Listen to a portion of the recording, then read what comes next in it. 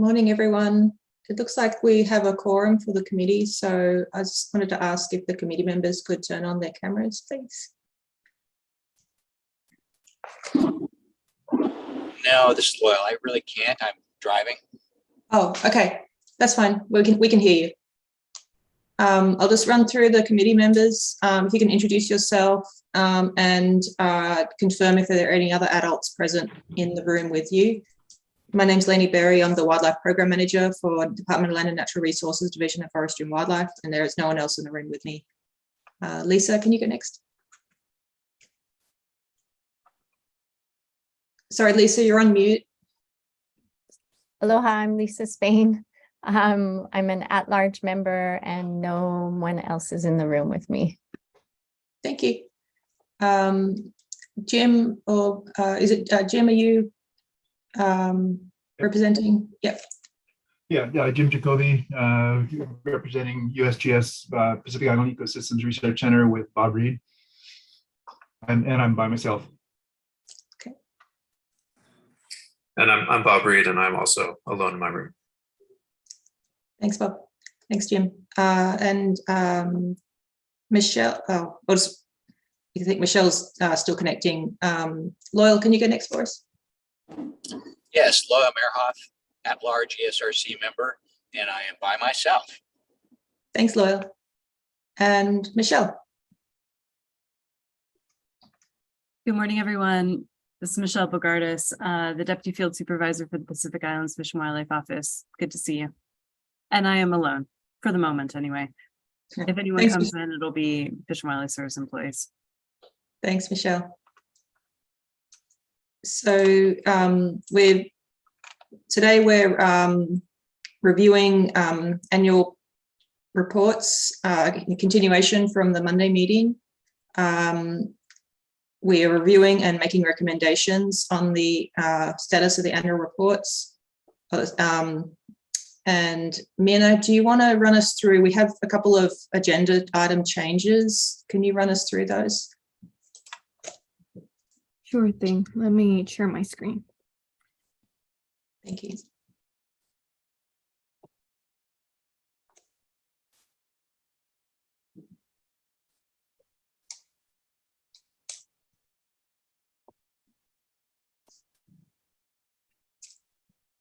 Can everyone see the PowerPoint? Yes, we can. Thank you. So for today, we're going to start with Oahe Wind Energy Habitat Conservation Plan. George Akau and Matt Selmack will be presenting. Following second, we have Kawailoa Wind Power HCP, which is going to be presented by Tiffany Agostini from Tetra Tech, and Tom Snetzinger will be providing testimony. I will be presenting a status on the Cyanotech Aquaculture Facility HCP. A couple on today, we received notification from Reginald David, who's the consultant for the Kauai Lagoons Habitat Conservation Plan. He is sick and he won't be able to make the meeting. I will be providing a brief update on what's the status of the HCP, but in a future ESRC meeting, he will be presenting a status for fiscal year 2022 in more detail. Then I'm gonna present a status on all the Maui Nene HCP. So this includes Pohuku Ranch, the programmatic safe harbor agreement for Nene, and Piholo Ranch, and then finally Haleakala Ranch with Umikoa Ranch. And then for last, Namaka Whitehead confirmed that she will be attending today's meeting, and the last item we have on the agenda would be a status for the safe harbor agreement for the Kamehameha School, Skahu, and Kilauea forest lands. And that would be all for today. Okay, great. Thank you, Mina. Is there any other announcements or from the committee or from anyone?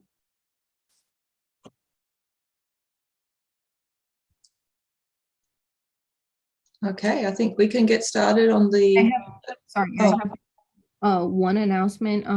The KIUC draft will soon be published on the environmental notice, and once it's published, we will be sending a notification to the ESRC. okay, great, thank you. All right, Mina, do you want to introduce the first agenda item? Okay, so Georgia Cal will be presenting a status in the Oahe Wind Energy Habitat Conservation Plan located on Maui. George, your co-host, so you should be able to share your screen.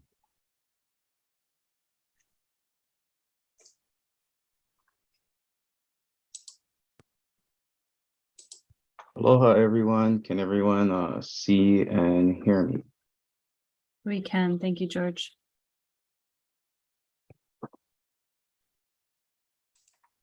Are you able to see the presentation? What slide is showing? Yep, we can, thank you. Okay. Yeah, aloha. Good morning.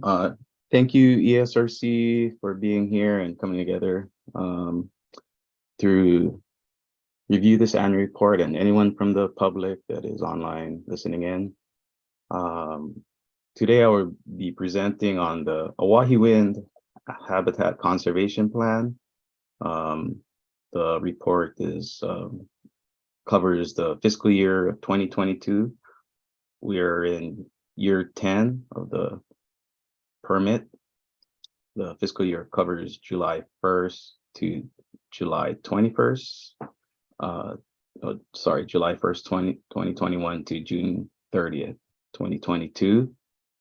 The project is located on Kula lands here in Maui, Ulupalakua Ranch lands. The project operates 8 Siemens 3.0 megawatt turbines. There's a 10 megawatt battery power storage system. The project is owned by American Electric Power and BP Renewables. It's operated by American Electric Power. The ITL duration is 25 years. And we have a ITP also with similar duration, 25 years. The project has been operational since 2012, December 2012. We have one HCP amendment for the Hawaiian Hoary Bat, or Ope'apea, that was finalized in 2019. All right. Yeah, so it's a picture of our project site, so what turbine looks like. We're overlooking the Alenui Haha Channel here. On a clear day, you see the Big Island, pretty nice.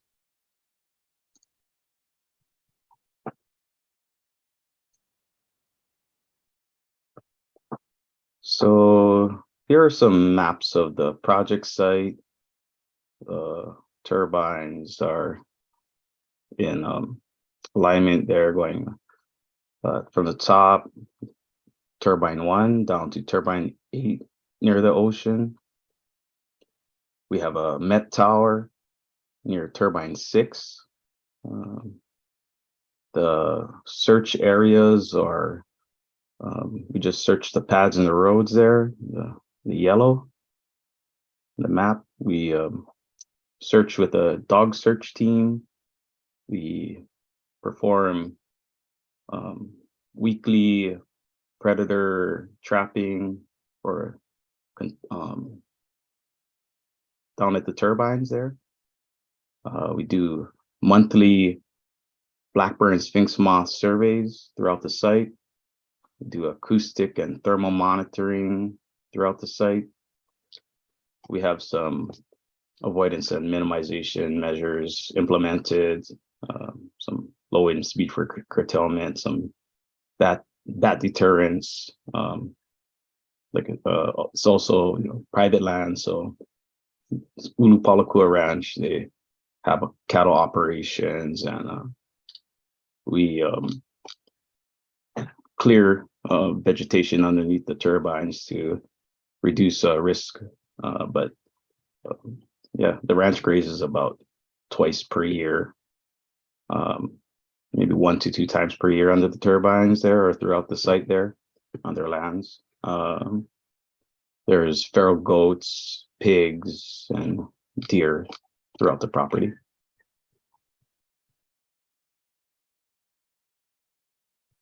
So here's a table of our take authorization. We have take for Ua'u, Nene, Ope'apea, blackburn sphinx moth. Current take levels are highlighted on the table there. You can see we're in tier 1 for Ua'u, tier 4 for Ope'apea, and this is for the fiscal year 2022 and reporting. Yeah, some updates on some of the mitigation there. We managed the Kaikinui petrol mitigation site. We funded a Nene pen. We protected 1,882 acres of that habitat. We funded a dryland forest restoration project. Can speak that to a little more to those mitigation projects a little later in the presentation, but yeah, BSM, blackburn sphinx moth, they seem to be abundant throughout the site, doing pretty good. The Oahe Forest project did the restoration. They planted the host plant, 1,500 IAEA plants. One thing not listed on the permit, but called out in our HCP is Ready Lima, Butalon, and the ranch completed their commitment to that about planting those plants there on the ranch property. They do really good. They're drought tolerant species. And yeah, for Nene, we see a lot throughout the site. They've it's pretty interesting. I did get a band information from Stephanie. It seemed like one was translocated from Kauai that showed up at our site, and I think produced a gosling a couple seasons ago.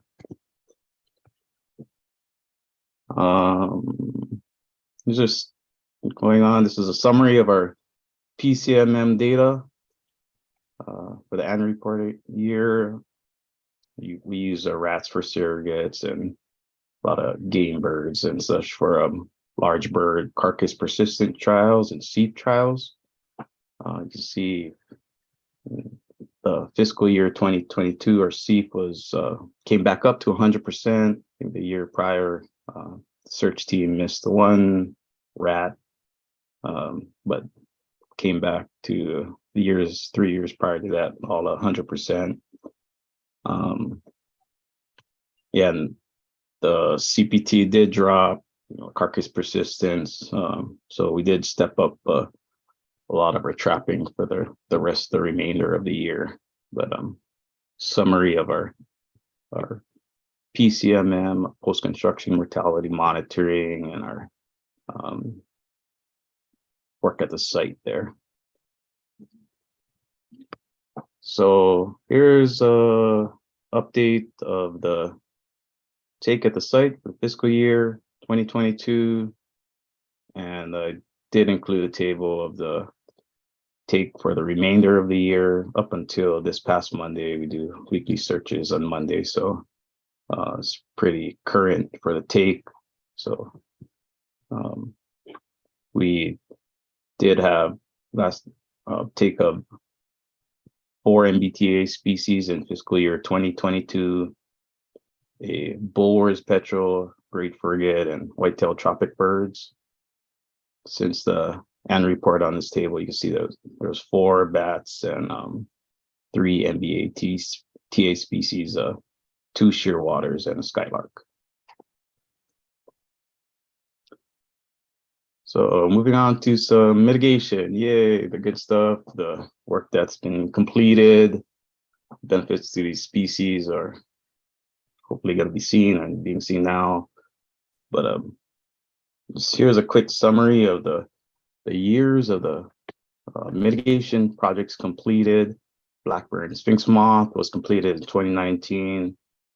Here's a awesome picture of a seeds produced from IAEA, and yeah, you just don't see that. Not common, but it's pretty common on the ranch. Not as endangered as you think now. Nene was completed in 2012. That was the Nene pen.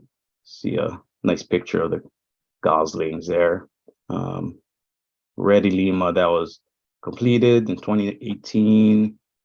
And Wine Hoary Bat Tier 2 and 3 mitigation was completed in 2019. And thank you, USGS. That was a very informative report. We use that throughout our management, current management now, and future plans incorporated into that. So once again, our annual report, Hawaiian Hoary Bat mitigation. You see where the tier 1, 4, and proposed 5 bat mitigation lands are. Tier 1 was habitat restoration, ungulate fence installation, ungulate removal, invasive plant removal, and continuation of planting and native trees, shrubs, and continuation of vegetation control. So we're, that area is looking really nice. You see it right behind me in my picture. Tier 2 and 3 mitigation was completed by USGS, and that was up on Ulupalakua Ranch lands at the mitigation site. Tier 4, can go into a little more detail in the following slides, but you can see it on the map. It's the 1,752 acres that were protected under the conservation easement. Yeah, a little bit more about tier 1. It's just kind of sitting there, growing, doing really good. But we did do a survey with the Maui Forest Bird Recovery Project this past year. They, I think it was a 5-year bird survey they do throughout the area. It's doing really good, not just for the bats, but also for the native birds. We've documented EEV and Lawahio using the area, so those birds are doing good. We worked with a graduate student this past year who looked at the tree height, canopy cover, some of the metrics we need to measure for success criteria of the tier 1 area. So that information is published online, or published. It was free. Yeah, moving on. Here's a summary of tier 4 mitigation. You can see all the actions completed, highlighted in green. All the actions ongoing, highlighted in yellow. So we've done a lot for tier 4. Summary of it: ponds built, detectors deployed, hedgerows installed, fences constructed, conservation easement, insect monitoring. But yeah, just a quick summary table I include in the annual report there. Here's the monitoring that's going on tier 4. It's pretty promising. You can see the detectors here. If you go back to past year's annual report, you can see there was a slight increase over the past year, or stable at least. There are lots of good mitigation being implemented. You can see the fence construction going on there. You can see some of the trees outplanted there, Koa, bottom right corner, and the fence with Greg Czar there. He's a great fence builder on Maui. He's Chuck DeQuaid also, and Brandon Valdez. Give those fence builders a shout out. Yeah, acoustic levels are looking good. We did have a delay in some of the fence construction. Contractor had an injury, so there was a delay, but update since the annual report is all the fences were constructed in by the end of the year. Yeah, here's some examples of the mitigation going on.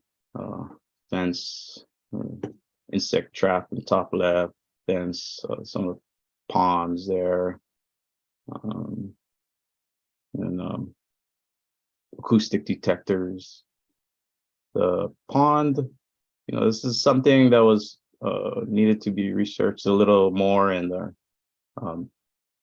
HCP. We needed to see if bats were going to use the pond, so put a thermal camera out, and in this past year's annual report, we show some updates here on this next slide. We did see bat use of the pond. There's bat foraging and bat drinking behavior as wildlife imaging systems. Brogan was able to do the analysis on the data for us and give us confirmation that the bat was being used on the pond was being used by the bats. It was a good thing for to know about bats, since we were proposing a lot of pond, or been proposing pond installation to benefit bats for a while. Hawaiian petrel mitigation. So a quick update. End of annual report, there was 78 burrows, 10 chicks fledged in the annual reporting year, which is covers the season up to 2021. So we just ended our season for 2022. The petrol mitigation is on track to fully offset impacts to the Hawaiian petrel. We are not projected to exceed tier 1 for petrol, so doing pretty good. I did include here a map from the DHHL Kaikinui Hawaiian Homelands. It's on the website there. They have a ungulate control plan, and you can see our mitigation area at the top. Let's see if you can see my cursor. It cuts across. We manage up to this dog leg here on the left of the map, cutting straight across. There is no fence, but you can see there are still some ungulates within the fence, and I think the plan addresses those ungulates. And yeah, quick updates about the mitigation area. This past year, where preliminary numbers are about 14 chicks have fledged. So we'll include that in next year's annual report. Yeah, you can see they're still a little concerned about the goats coming up into the mitigation area, lower elevation lands. Moving on to adaptive management and agency coordination. Waihiwin continues to push for effective means of decreasing risk to bats at our project. We're trying everything, or anything, we're looking into anything available. We continue to work on our adaptive management plan. We updated that in 2022 last year. We incorporated analysis, project data, and updated management options to prioritize the Met Tower removal in this coming year.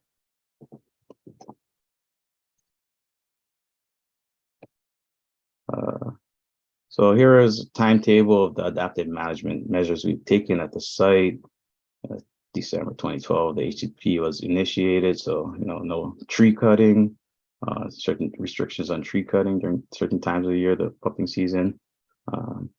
In 2014, PCMM showed some bat take, so we started looking at low wind speed curtailment. In 2015, we implemented 5.5 meters per second low wind speed curtailment.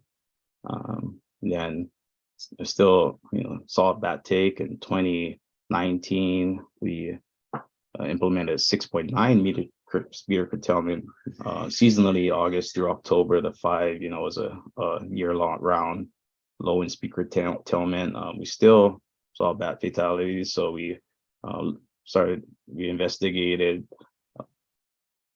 bat deterrence, installed bat deterrence in 2020, and yeah, we're at our next proposal is to remove the Met Tower.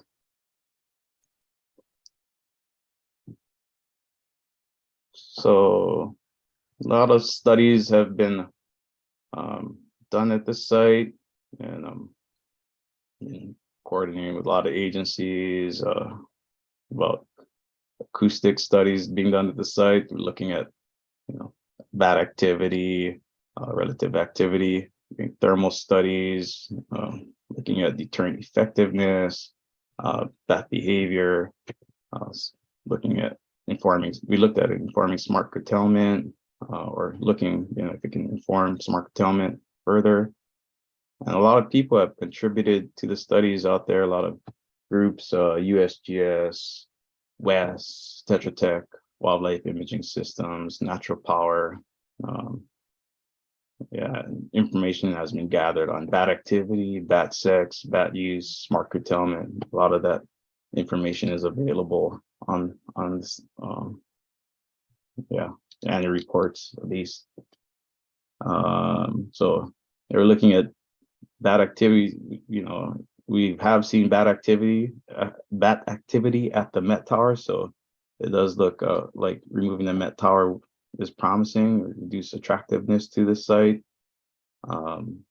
Acoustic and thermal studies were performed by Natural Power and USGS. Low wind speed curtailment, looked at bat sexing. A lot of bat samples were sent over to USGS for bat sexing, and pre and post acoustic monitoring was performed by Tetra Tech. A lot of thermal analysis was performed by WES, Natural Power, Wildlife Imaging Systems, USGS.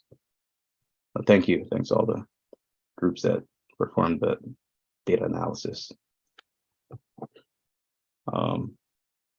Future plans for the site is we're working on a Tier 5 SSMIP, trying to finalize that with U.S. Fish and Wildlife Service and DOFA. We've already begun discussions about the Tier 6, and we'll continue that once. We will continue that because we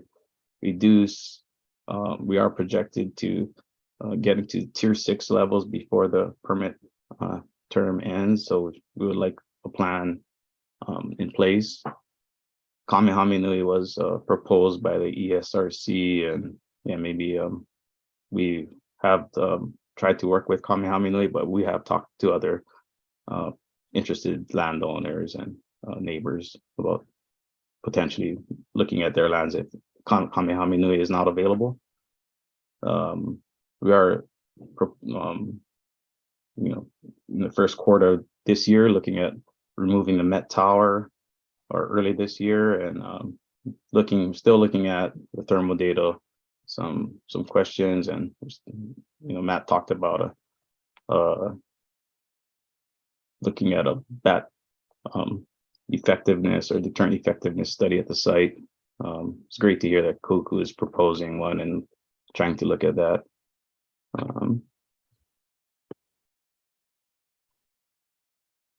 And that's it. Yeah, and sorry, I did not introduce Matt is online, and Matt is part of the team here. Supports me out here at Oahe. So you guys have any questions?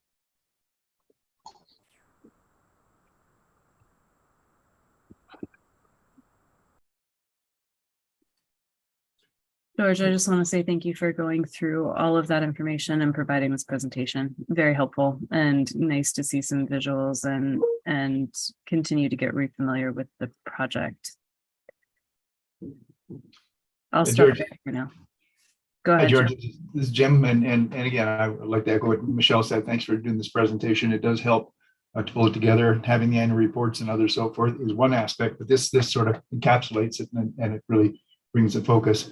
I mean, I have a couple of questions, but first, you talked about the Met Tower, about removing the Met Tower, and I presume that it's because it's potential for take there. Have you been monitoring around the Met Tower in terms of any kind of take monitoring over the years, and have you found anything there?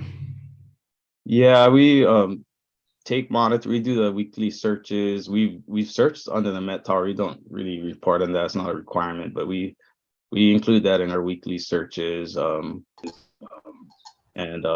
we know bat fatalities under the Met Tower. We're investigating bat activity with the thermal cameras, installed now and collecting the data. Brogan has a data set. I hope he gets some good data for us. And this all came up with, I think, Brogan and Sarah Weaver. They were working on a study in Texas, looking at a Met Tower and seeing a lot of bats being attracted to the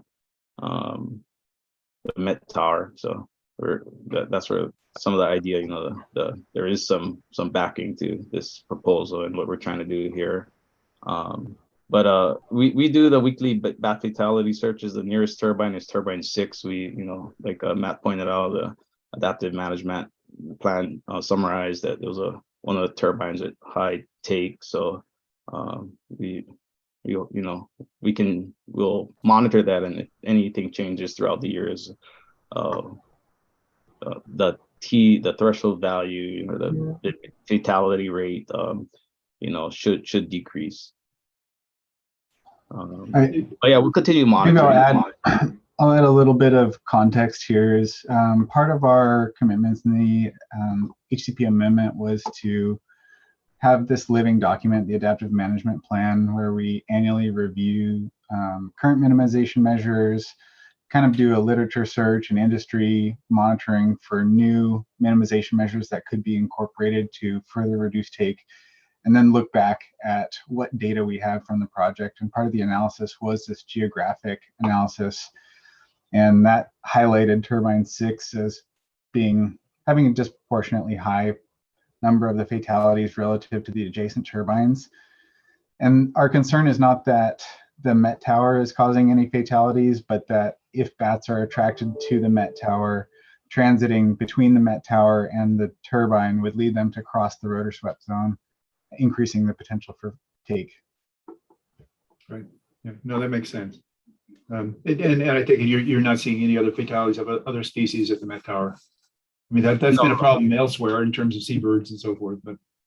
Oh, that's it's surprising that hearing from other projects that have surveyed under Met Towers and the impacts, but no birds or anything under the Met Towers at our site.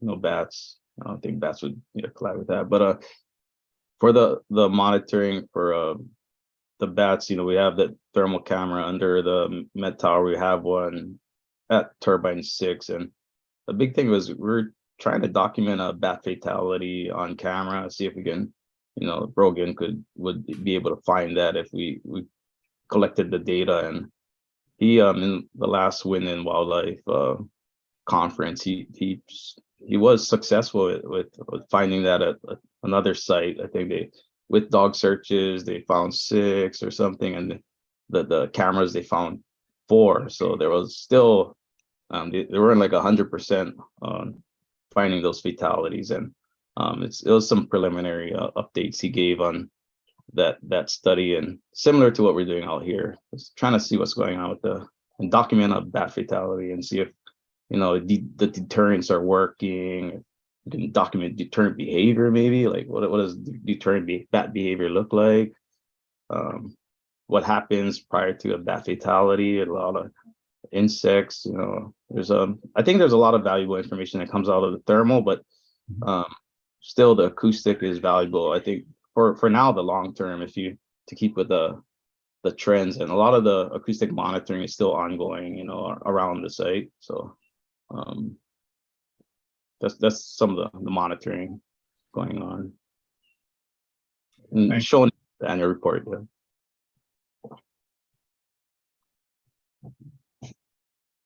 Lisa, I see.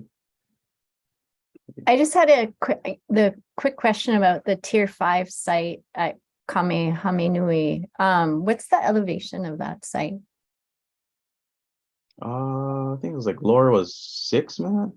I'm going to do a plan.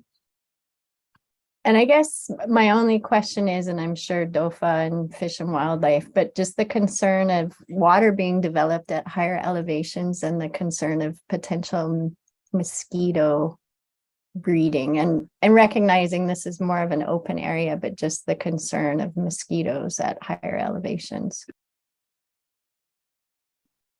Yeah, we've been talking and coordinating with Maui DOFA for over 2 years. So we've been, that was definitely a concern they brought up early on and hopefully addressed. And DOFA has provided input on that over the years. So I think we've come to a good consensus on what we want to do at that pond. And Matt, maybe, I don't know if you want to talk about, I can bring that slide up, pop it back up, but it's the proposed pond location is shown on the map.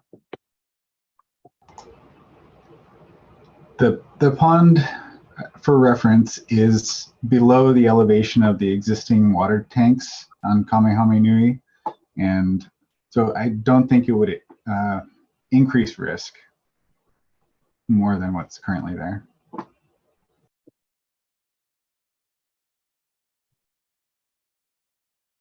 So the pond is on this map proposed in this area. And those light blue dots are the existing water tanks. And that's, I think, you know, hopefully we've addressed that concern by now. We've been installing ponds for many years, or a few years now. And I mean, from the forest bird surveys, you know, if you're worried about the forest birds, they seem to be increasing near the pond that we installed. So I'm looking forward to seeing the 5-year review being published, and you know, hopefully that study will show supportive results also in that concern. Mahalo.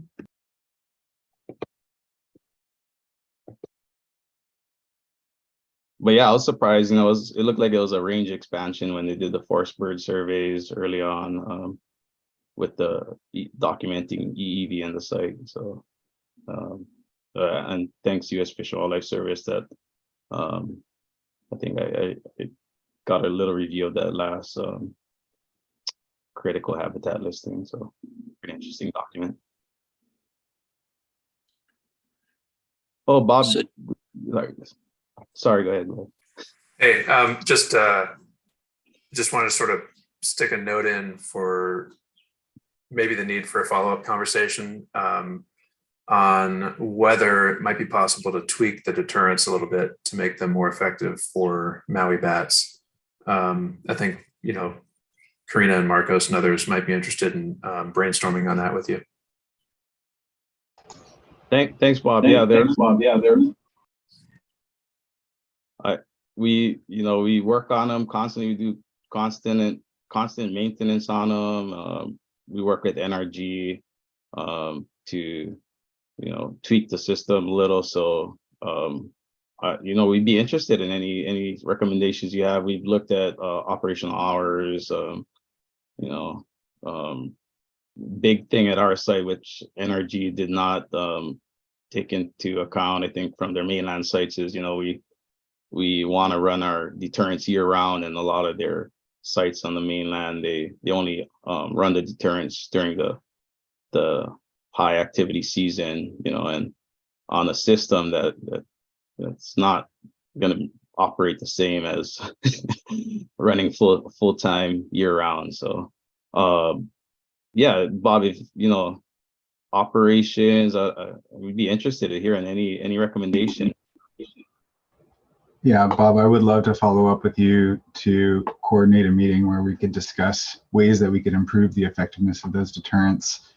I would want to include U.S. Fish and Wildlife and DOFA in that conversation because that could be seen as an adaptive management requirement because implementation of deterrence is a HCP commitment. Might be worth a site visit. For those who haven't been there before. It may also require involvement of NRG because they have set speakers with set frequencies. And when we've discussed frequency alterations with them in the past, they were concerned about noise canceling and the potential for, if we duplicate the same frequency on certain speakers, that it could actually reduce the effectiveness of those frequencies. But I'm not an engineer, so we'll leave. Yeah, I think that's exactly exactly the nexus that needs to be talked about. That sort of engineering and ecology nexus and how to do it right. You know, there's that Malin study saying that deterrence didn't work there because there wasn't enough overlap between the deterrent frequency and the echolocation ranges for hoary bats in particular. And so, you know, Maui bats have bigger skulls than Oahu bats. So what works on Oahu might not work on Maui. But yeah, I think there's a lot to talk about and see if it could be improved.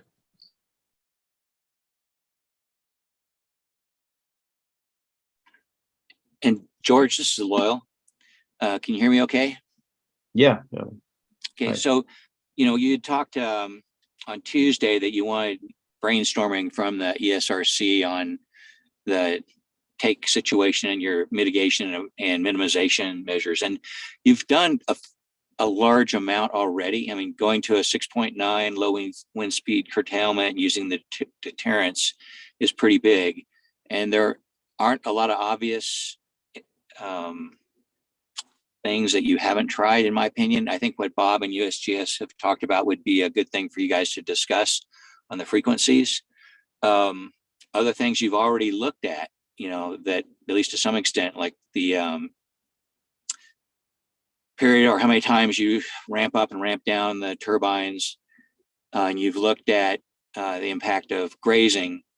One thing I might suggest looking at, and this is speculative, is looking at some of the studies that have been done on longish or medium term recovery after grazing of insect populations, looking at probably mainland sites if you haven't looked at that.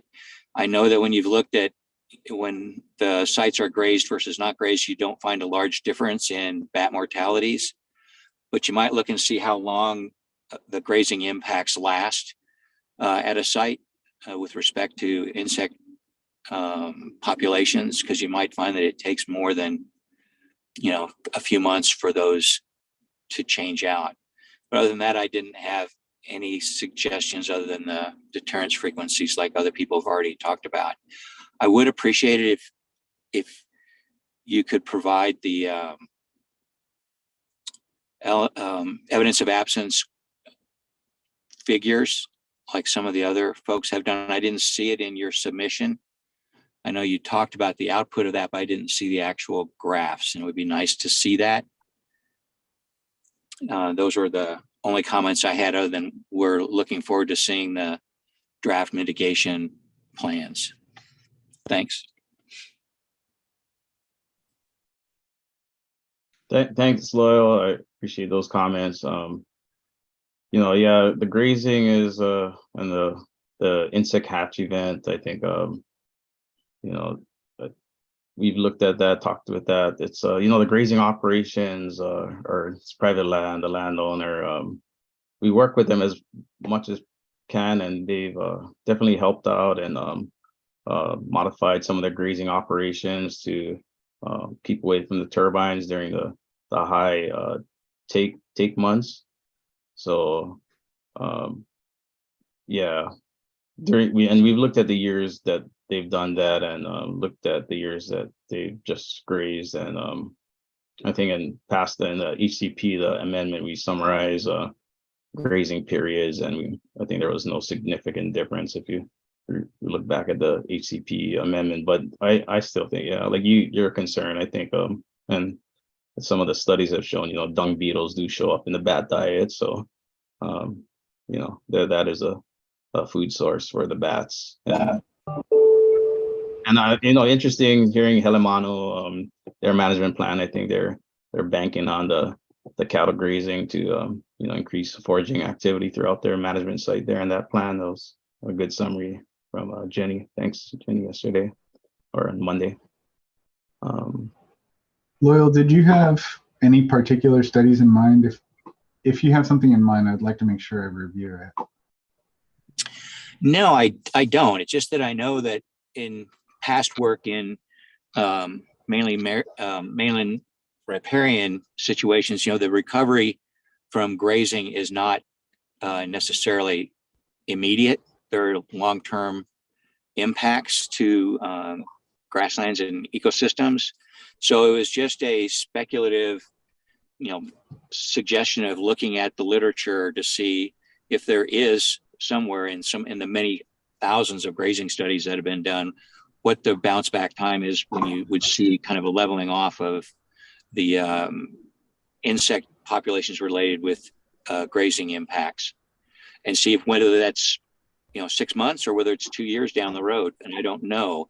It doesn't mean that I'm necessarily suggesting you change or eliminate the grazing. It's just that if it turns out there might be something there, then that's what you're just going to have to live with as far as the site's concerned, potentially.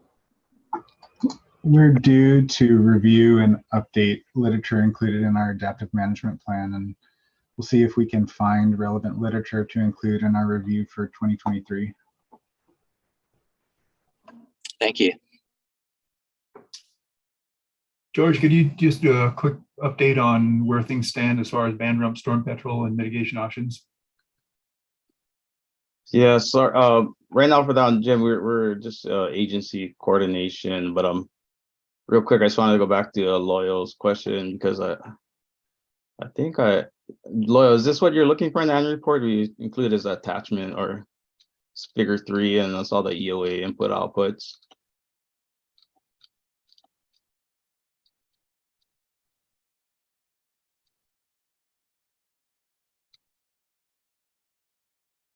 But page, sorry, I don't know what this is. It's included every year annual report, all the EOA projections. Attachment 1, sorry. Is that what you're looking for, Loyal?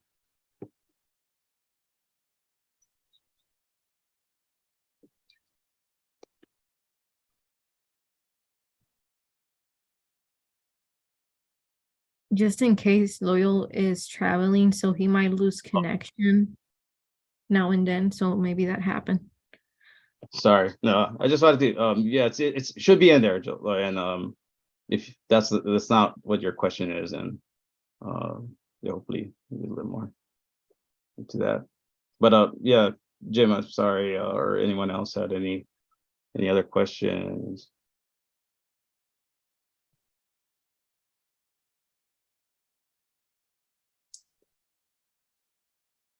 Do we have any questions from the public?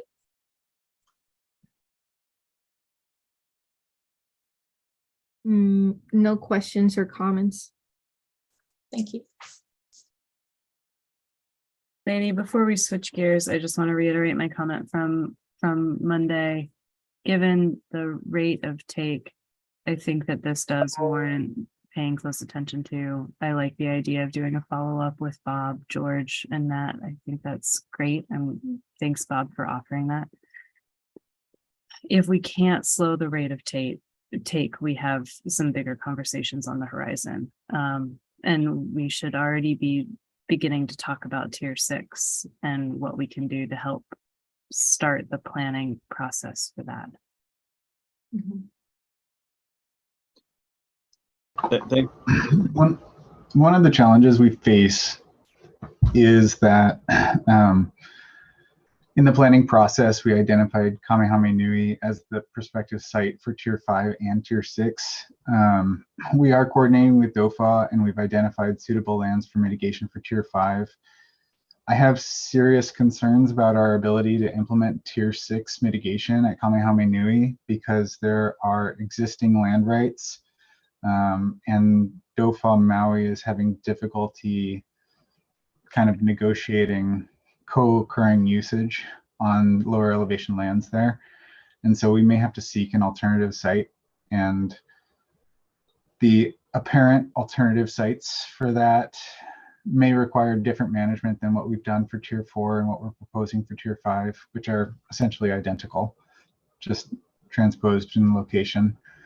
It may have to look a little different, and so it definitely warrants some conversation, and we would like to start that conversation as soon as possible. But we don't want that to preclude Tier 5 implementation, which is really a priority for us now. Understood. And I agree with that. I just, yeah, don't want us to get caught off guard. Certainly. Okay. Thanks both. Appreciate you coming back today. Yeah, thank you, Matt and George. Pleasure. Thanks, Michelle. Thanks, everyone. All right. Our next agenda item is Wailoa Wind Power HCP.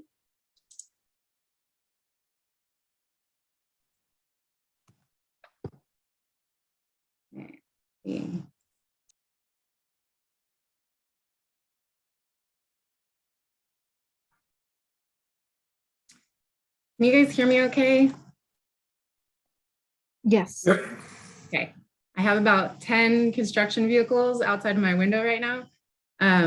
So if at any time you can't hear me, please let me know and I'll try to figure out something else.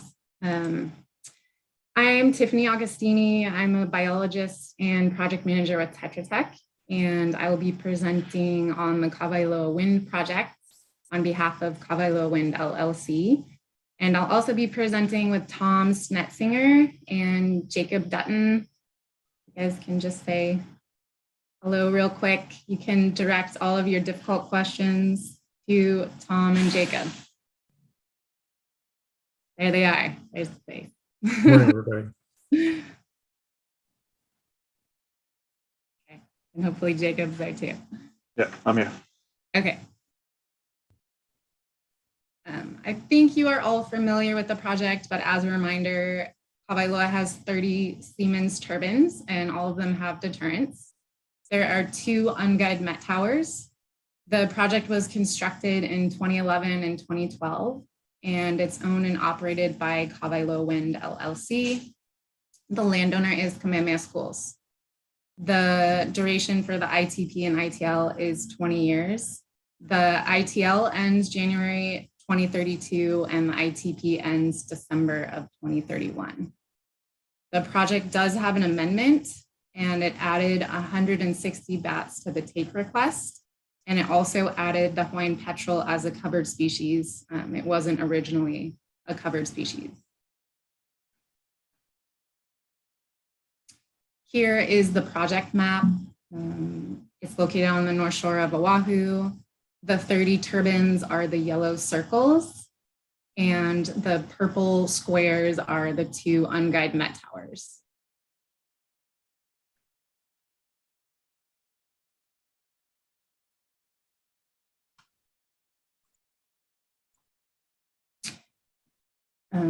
The project has 8 covered species, and I'll present them over 2 slides. So this table shows the take request and the take authorization for bats per tier. There's a total of 6 tiers.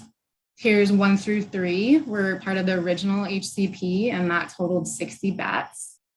The project is currently within Tier 4 take, and we'll talk about that in more details.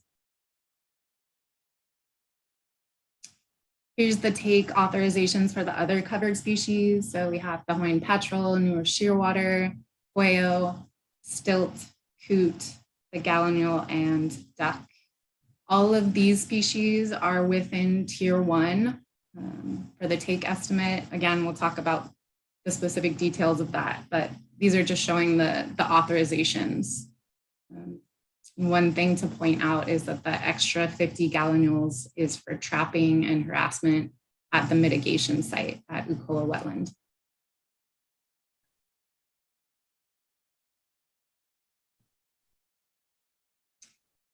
The search parameters varied in this last fiscal year, and this change was approved by DOFA and Fish and Wildlife Service. In the first half of the fiscal year, the project searched a 35-meter radius circular plot around the turbines, and these were searched twice per week.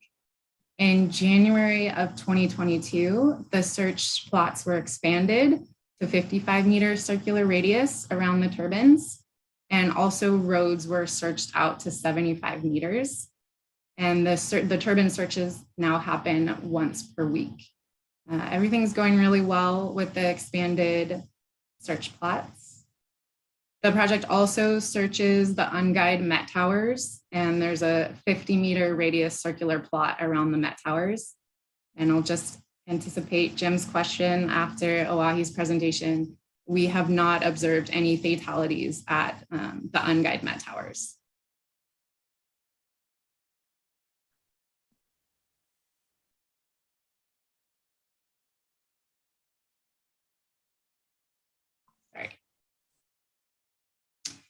As far as avoidance and minimization, there's acoustic deterrents on all of the turbines. They were installed in 2019. Each deterrent is comprised of 5 deterrent units. And if there's any underperforming deterrent units or DU controllers, they're replaced as soon as possible based on the manufacturer recommendations. The total site-wide deterrent availability for last fiscal year was 98.8%. And the data have shown that deterrents have reduced the risk to bats. And Tom's gonna speak to that more in the upcoming slides. As far as low wind speed curtailment, it's shown on the slide here what's currently implemented at the project. And low wind speed curtailment has been adaptively managed at the project over the years in order to reduce risk to bats.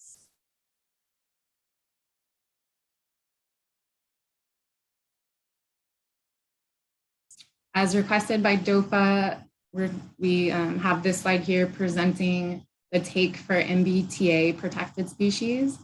So the column on the left has the total take since the beginning of operations, then observed take during fiscal year 2022, and observed take during up until the end of the calendar year.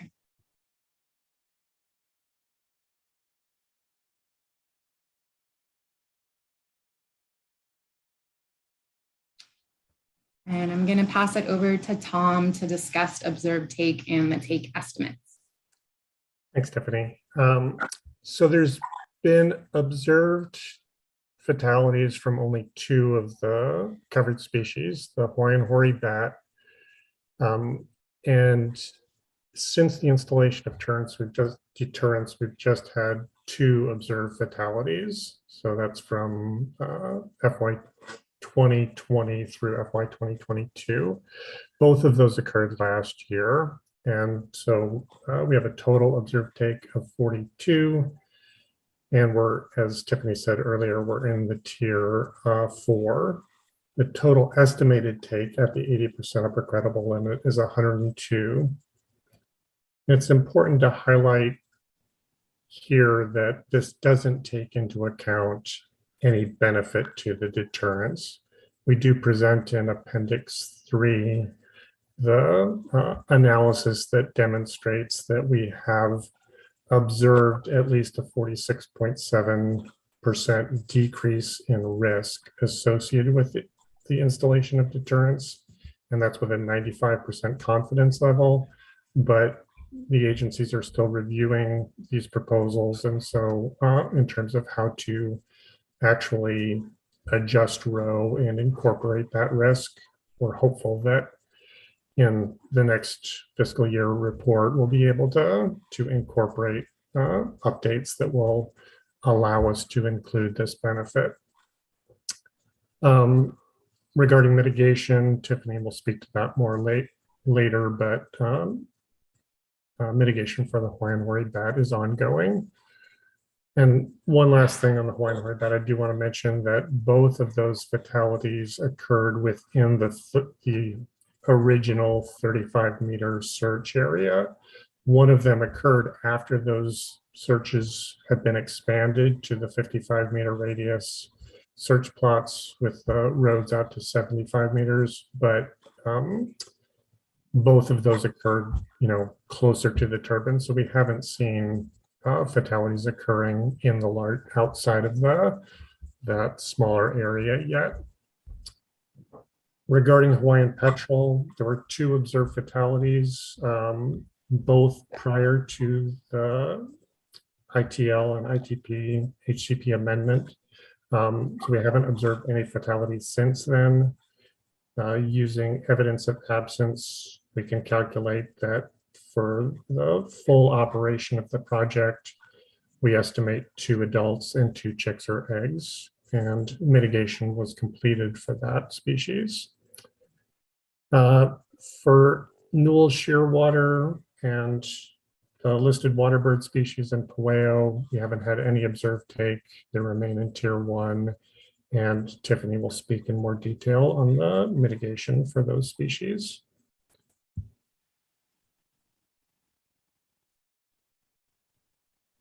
So I did want to talk a bit more about the benefit of deterrence. And as I said, this analysis was presented in Appendix 3, and I think it's summarized in section 6.1, where we talk about the analysis of fatalities for the Hawaiian hoary bat. We've been analyzing data since fiscal year 2020, so that was the first year when bat deterrents were installed. And if we look at the fatality rates for pre-deterrent versus post-deterrent, we see a dramatic difference. So you see that in the figure on the right, we show the lambda value, or that that fatality rate of 11.15 in the pre-deterrent operation. And when we move into that post-deterrent phase, starting in FY 2020, we get a estimate of fatalities at 2.25. So really one way of looking at the benefit of deterrence is just a ratio there, which suggests that risk is about 20%, 20% of the risk for operating without deterrence. So a dramatic decrease in risk. So after 3 years, we are very confident that we have a significant reduction in benefit. As I said, we're 95% confident that estimate is at least 46.7% risk reduction, but an unbiased estimate would be closer to 80%, as described from that ratio. The measured benefit, it was measurable starting in year 1. It's been robust to the observation of fatalities. So having those 2 observations last year, while none of us want to see that, it does demonstrate that the analysis is robust and that the benefit is significant, and it's been sustained over 3 years. We've seen a significant benefit as measured over each of those 3 years. So at this point, I think it's important that we incorporate the benefit into our analyses. And as I said, we're really hopeful that we'll be able to do that in the FY 2023 report. We feel that reflects the actual level of impacts, and it facilitates planning. If we don't account for this benefit of deterrence, then that uncertainty that we get from just saying there is no difference really amplifies over time and suggests that, or provides projections that are really out of step with what we are reasonably expecting for the trajectory for this project. So I guess the take home here is just that we're working towards actually being able to incorporate this with the concurrence of the agencies, this benefit of deterrence in our analysis. And we are working with Dapper Stats and Dr. Simonis to sort of look at the statistics around these differences in more complex ways than we've presented in Appendix 3, because we feel like giving the agencies a clearer understanding of sort of the confidence that we have in an unbiased estimate will help us move along further in this discussion. And so we do plan on sharing that with the agencies in the near future. And as I said, trying to incorporate that in our FY 2023 report. So I'm going to pause here and see if anybody has any questions. Just before you go to questions, I just wanted to acknowledge Melissa Price. Melissa, do you mind introducing yourself and confirming if there's anyone in the room with you? Thank you for letting me know. No, I'm alone in the room. So my name is Melissa Price. I'm the University of Hawaii representative to the ESRC, and apologies for the delayed joining due to a conflict during the first hour. Thanks, Melissa.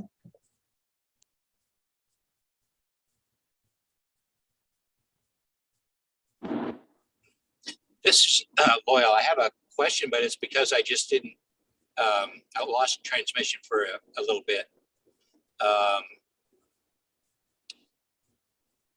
When you want to go to the new row, are you doing, what are the management changes you're going to do associated with that? I'm not clear on what you mean by management changes. You're still going to maintain the low wind speed curtailment, things like that? Yes, at this point, the proposal is just to incorporate the evidence of the benefit that we're seeing.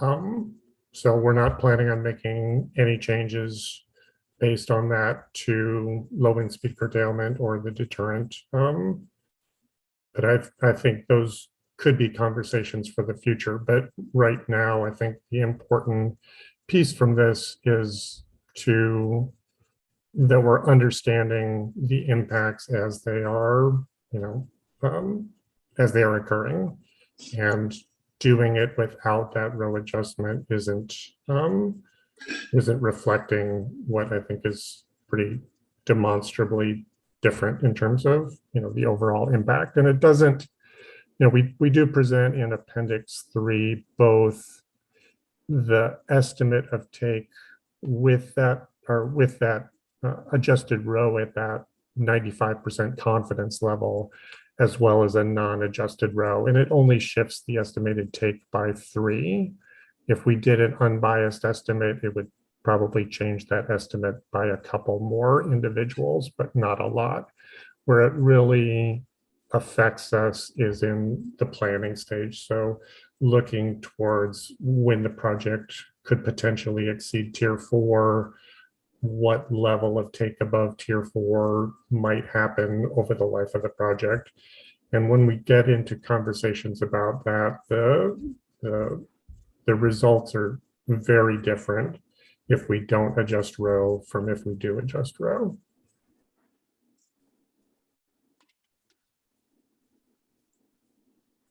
Thank you. Sure.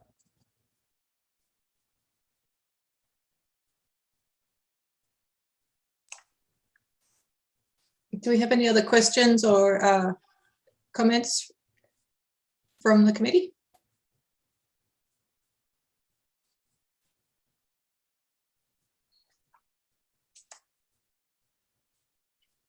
Just to clarify, you are now in Tier 4, correct? We are in Tier 4. If we look at projections with an adjusted row that we think is an unbiased estimate of that, we're right on the line at the end of the project term on whether we would cross into Tier 5 or not. It's uncertain. It could go either way. If we don't adjust row, it shows us well into Tier 5, but not approaching the top of it. So there's no sort of scenario that we're looking at that suggests we would be in Tier 6. We would expect to either remain in Tier 4 or slightly exceed tier 5 over the remainder of the project term. Okay, and then do we have plans in place for tier 5 in case they're needed? Tiffany will talk more about that in an upcoming slide, but there has been a plan that was submitted, and I think we're investigating other options at this point and continuing to work on that plan.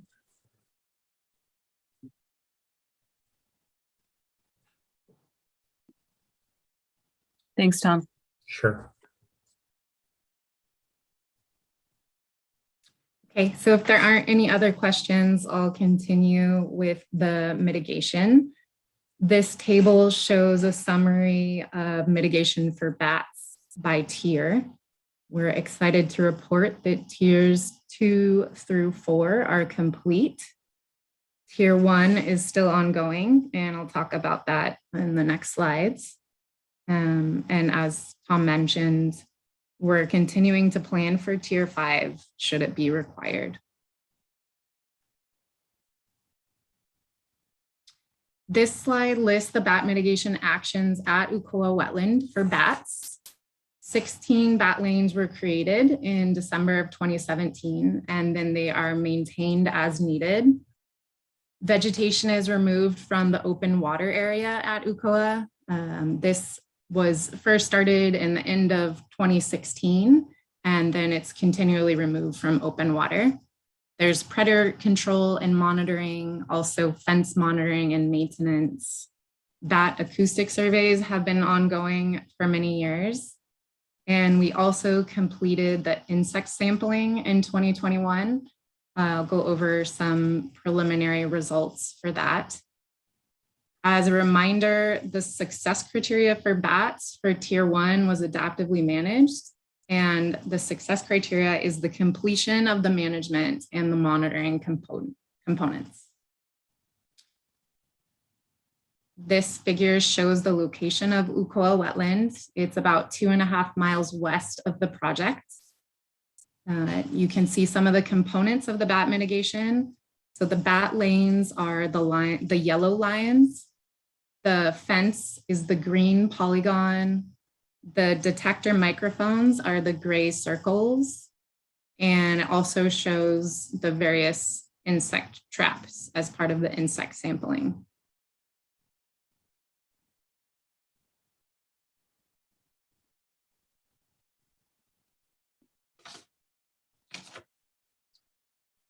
This is table 11 and figure 13 from the annual report. If you're following along with that, it shows the bat activity at Ukoa over the years.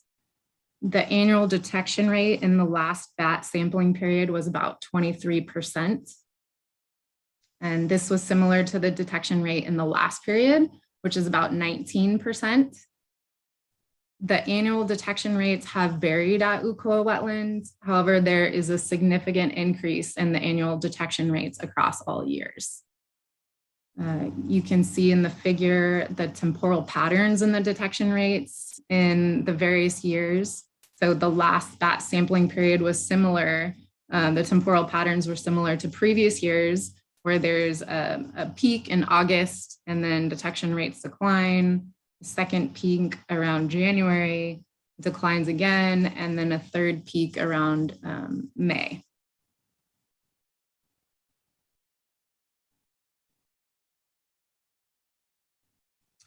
So for the insect sampling, we are currently working on the report, and the report will describe the available bat prey base at Ukoa over the 3 sampling years.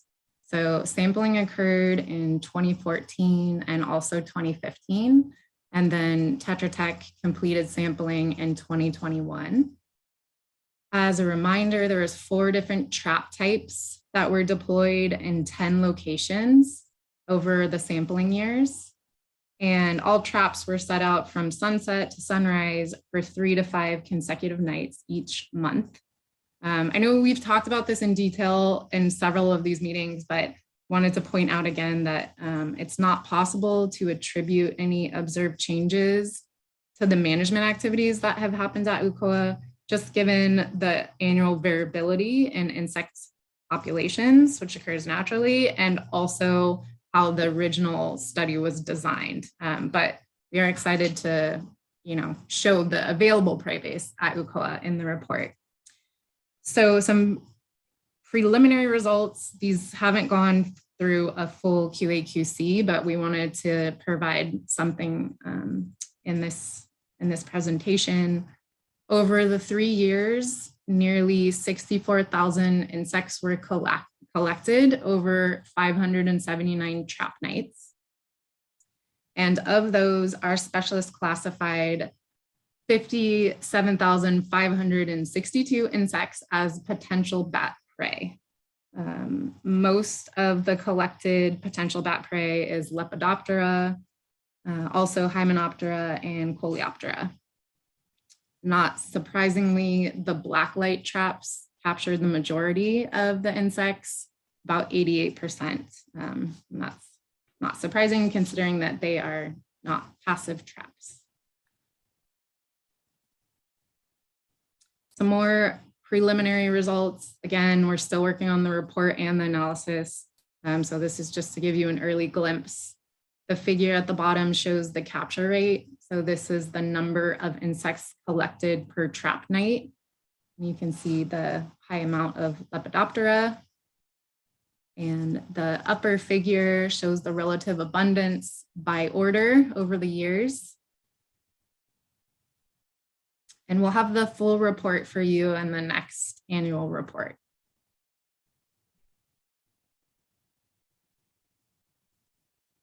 So that was all for Tier 1 bat mitigation at UCOA.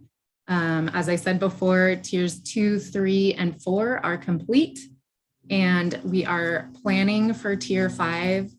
As Tom mentioned, the project could remain within Tier 4, considering the current take rate and the benefit of deterrence. However, we are exploring multiple sites if Tier 5 is needed, and sites for habitat management to improve bat foraging and roosting habitat. We've done several site visits, and we're particularly interested in areas around Mount Kaala, which has a relatively high detection rate. So improving adjacent habitat to increase connectivity to areas with known high detection rates. And again, Tom mentioned our projections indicate that we'll stay below, won't go into Tier 6, not likely to go into Tier 6.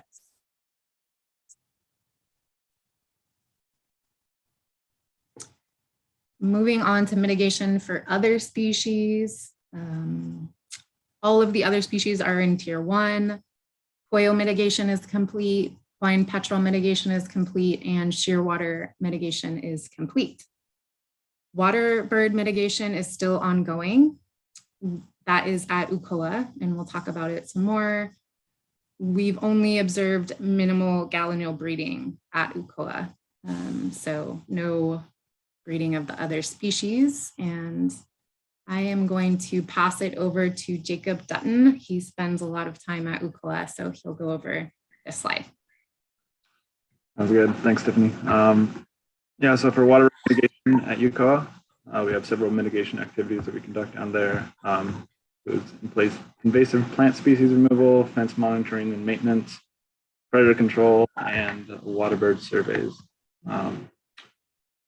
Like she said before, in 2017, we removed mostly water hyacinth from the open water areas of UCOA. We still conduct maintenance visits. This is to just maintain open water and address any other additional species of concern, like California grass or bulrush, that are constantly pressuring the edges of the open water area. So we just want to keep that maintained and opened. Fence monitoring and maintenance. The fence around UCOA was constructed back in 2013. Currently, monitoring efforts are conducted simultaneously while we're doing small mammal trapping out there. So as they check their traps along the perimeter of the wetland, they're monitoring the fence as well for any breaches. It happens on a monthly basis. Any breaches that are found are addressed as soon as possible. Most of the breaches continue to still be caused by trespassers, just so it's a hog wire fence, easy to cut, and there's pressure from I'm guessing pig hunting community that would like to come in there and try to continue hunting in that area. Predator control, that consists of small mammal trapping and ungulate removal. The protocol is varied over the years, but it's been consistent over the last several years. Small mammal trapping occurs, like I said, on a monthly basis. Ungulate control generally happens on a 1 month on, 2 month off schedule, but that just varies based off of observed site conditions at UCOA. So whether there's less food or more food, or just observations of ungulates at the site. We monitor the small mammal presence using tracking tunnels. Those generally just show an overall the results from the tracking tunnels show a reduction in small mammal predators across the landscape. There are weekly waterbird surveys conducted from December to September for each year. The purpose of those is just to document the occurrence and behavior of any listed waterbirds. The table below shows the bottom line where we are as far as fledglings go for each species. We had some better success with gallinals, like Tiffany was saying, over the last fiscal year. We actually saw 4 fledge last fiscal year. So currently that's 13 out of the required 20. So that's since 2017. On average, I usually see about 6 or 7 adults during my weekly surveys of the gallinals.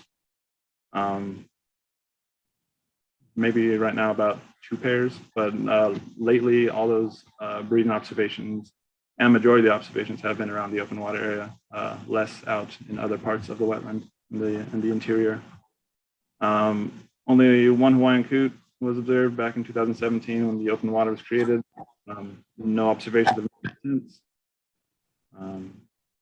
Hawaiian stilts are becoming a little bit more common this year. I've definitely seen a change in the landscape, like as far as the vegetation goes. It seems like last year was exceptionally dry, and we had a large amount of bulrush die off around UCOA, so it's opened up a fair amount of mud that was not vegetated, and with that, stilt observations have increased.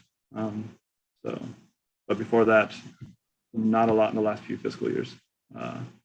And as Tiffany stated before, only gallinals have been observed breeding, no coot or stilt breeding observations, despite all the work that's been going on down there. So yeah, we still continue to experience challenges at UCOA. Challenges to meet our success criteria for offsetting coots and stilts. So with that, I'll turn it back over to Tiffany to discuss those. Okay. Thank you, Jacob. As Jacob mentioned, we've had challenges at UCOA, and I know a lot of folks here have heard these challenges over the years. For this reason, the agencies have approved the project to move from UCOA to a different mitigation site. We're really excited about this. And then we've been trying to identify other sites and truthfully have not had luck with reasonable alternative sites. The main reason for this is that the agencies require that Kawailoa's funded actions can be directly attributed to a specific number of fledglings.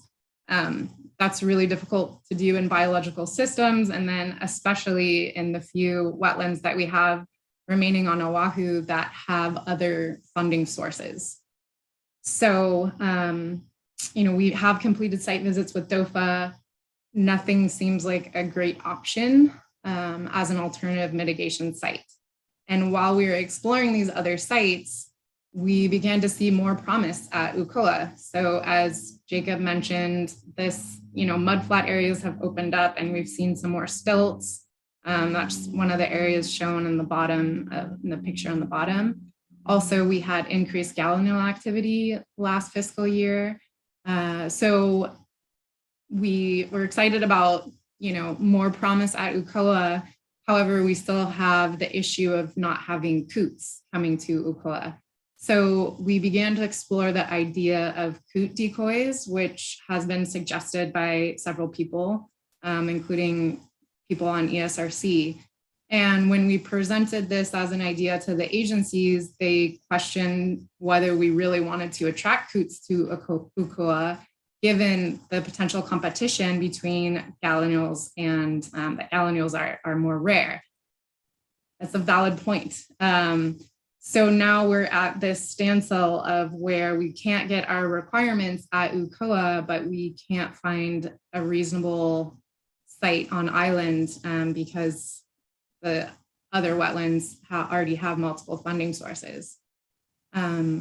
So given that there's been no observed waterbird take at Kawailoa or any of the wind farms on Oahu, even Kahuku, which is close to James Campbell, the project is considering to reduce the take request for waterbirds, considering there hasn't been observed take.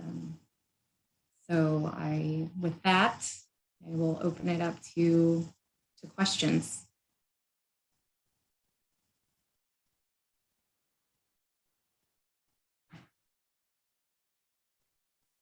Tiffany, do you mind just repeating? I mean, it sounds like you've gone back and forth on a lot of different potential ideas. Can you just reiterate what the pathway forward is at the moment?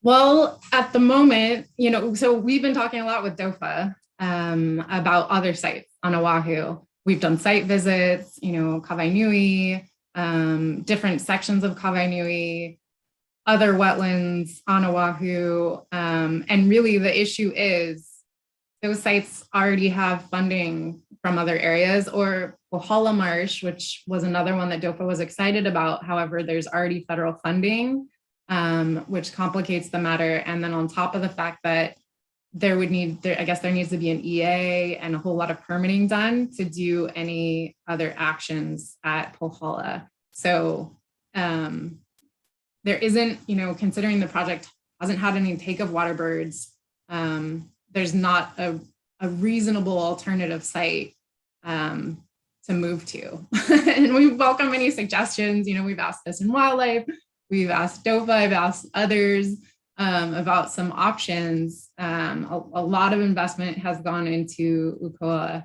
And, even if we were to try this effort of putting the coot decoys out there, which I guess some folks have used, do we want to do that? Right now we have gallinules and they're doing pretty well there. And they're more rare than the coots. So that's where folks at Fish and Wildlife and DOFA had said, we're not sure if that's, the best idea, considering that gallinules are doing okay at UCOA right now. And there could be that competition. So with all these considerations and the fact that, the project, truthfully, in my opinion, putting resources towards a species that is known to be impacted by the project makes more sense than species that hasn't had any observed take.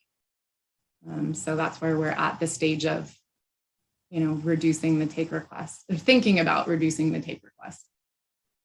My 2 cents for what it's worth, ali'ula are critically endangered. There's much less of them. The fact that you're showing a benefit to them is a really great thing.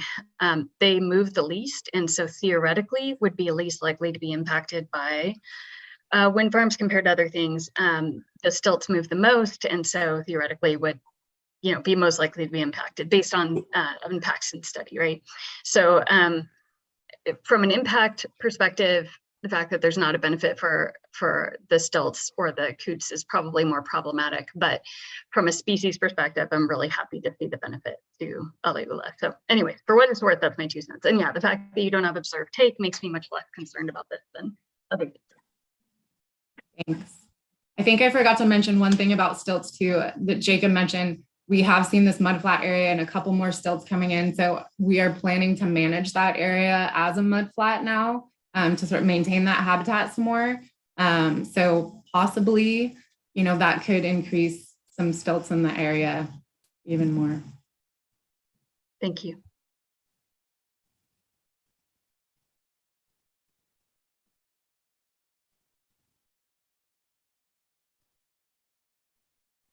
Tiffany, Emma shared with me some of the details and the direction that you were thinking last week. I haven't had time to think through it yet, but since there hasn't been any take and there's good information around that, I think it's a reasonable request to make. Ultimately, we're going to have to review the formal request and process it according to what we have for the federal law as well as for 195D. And I don't know exactly what that looks like yet. Understood. Yeah. I'd be curious to hear, Jim or Loyal, any thoughts that you have about the thought of reducing the permitted take for water birds based on what they have presented.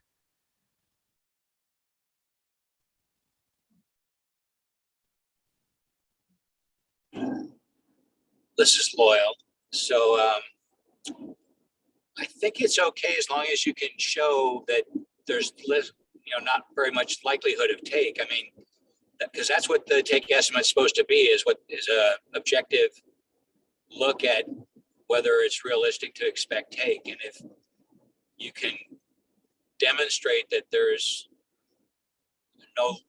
not a good likelihood of take, then I think that's fine. But several times in the past on HCPs, people have thought, well, we're not going to take certain birds in particular, yet they do, and then they have to scramble for what's going to happen, how you're going to fix it. So I would say I think it's fine to go ahead and plan for that, or look at it and consider it and even apply for it. But I would really be looking at a plan B in case you do have take, just because it's still a possibility out there unless you come up with the data that shows it's really not much of a possibility. So Yeah, and this is Jim. I agree with what Loyal was going to say. I was going to say basically the same thing.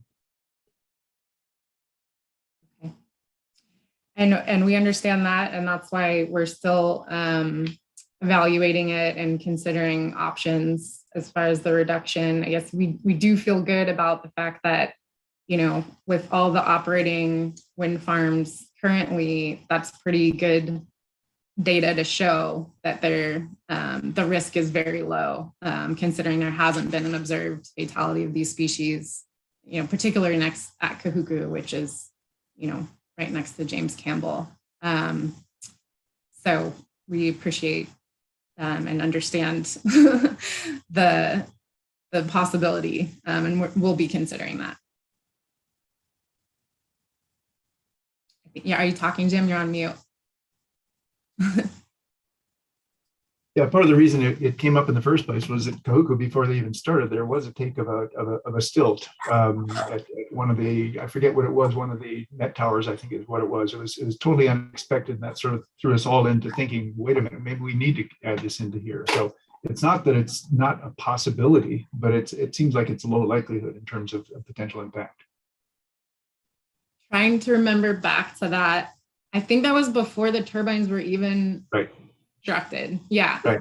Yeah, and that's why it was brought in for consideration, and why it's been brought into many of these projects just as an option that may happen. Right. Yeah. Understood. Tiffany, I know that you've been keeping in touch with KS about all of this with UCOA, but I would just ask from ESRC's standpoint and the agency's standpoint to continue to have close communication with them about what's going on with Kauailoa's plans and timelines. Yes. Thank you. Millie is aware, and we have ongoing discussions with Waimea schools about it. Thank you.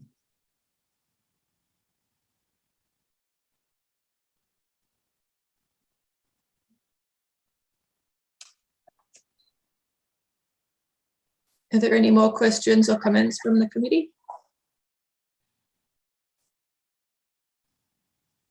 Going back to bats for a second, I guess I just had one last one. I do have a note from my team that we're in tier 4. We are not quite at tier 5 yet, but we have hit the 75% of tier 4 that normally triggers getting stuff ready to go and implementing for tier 5. I guess I would just encourage Kauailoa to make sure that tier 5 is up and ready to go, and that the planning for that is complete, so that we're not caught off guard and implementing tier 5 if and when it is triggered. Understood. Thank you. Planning. Some of that too goes back to the row value. And so we're hoping we can get a determination from you folks soon on that in order to plan better. Understood. I think we are hoping to get a little bit information from Manuela in the hopes that that will help inform that determination.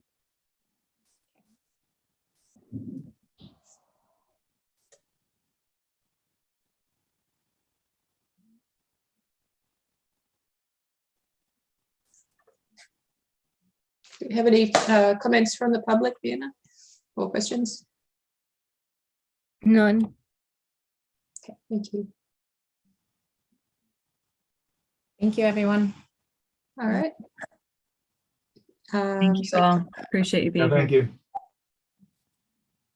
I think so. That's it for Kwailoa. I think we should take a short break, and then we'll come back at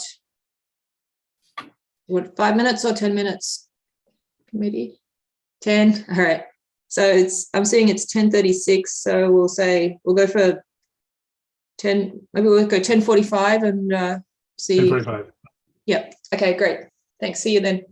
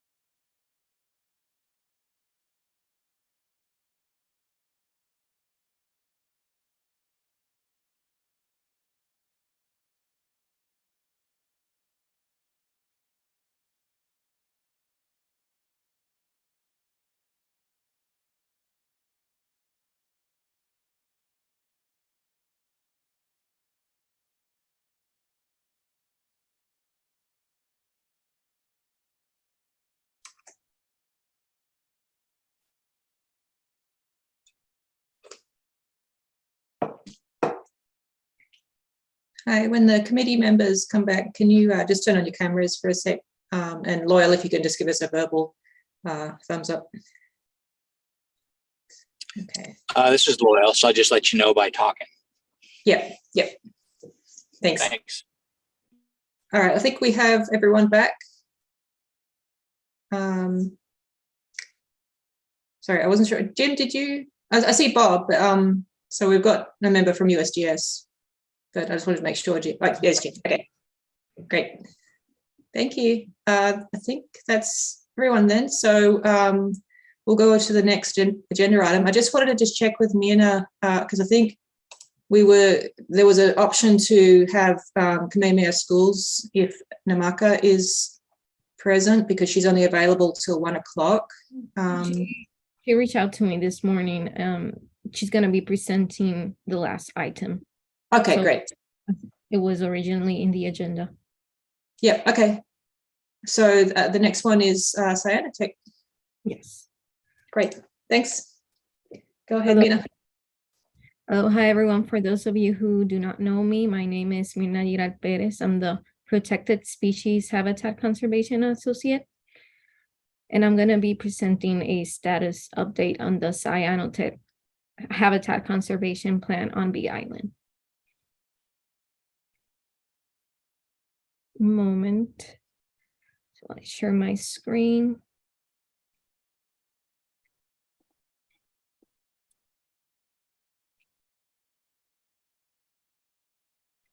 Can you see the PowerPoint? Yes, we can. Thank you. So we received the annual report that covers September 2021 through August 30 of 2022 this last Sunday. First of all, I'm going to start with a brief introduction of what the project background is. So Cyanotech is a aquaculture facility that cultivates and harvests microalgae for commercial sale. The facility is located at the Natural Energy Labs Hawaii Authority, also known as NELHA, at the Keahole Point in the North Kona district of the island of Hawaii. The Cyanotech facility currently occupies approximately 90 acres of land and includes a series of man-made ponds, also known as raceway ponds. This is where the microalgae is grown, and the nutrient-rich ponds support high-density invertebrate populations, which are a primary food source for endangered Hawaiian stilts. And so the Hawaiian stilts are attracted to the facility and nest adjacent or in the aquaculture facility, and that's why a HCP was created. And the image on your right, you can see the raceway ponds. And this is another aerial image of the project site.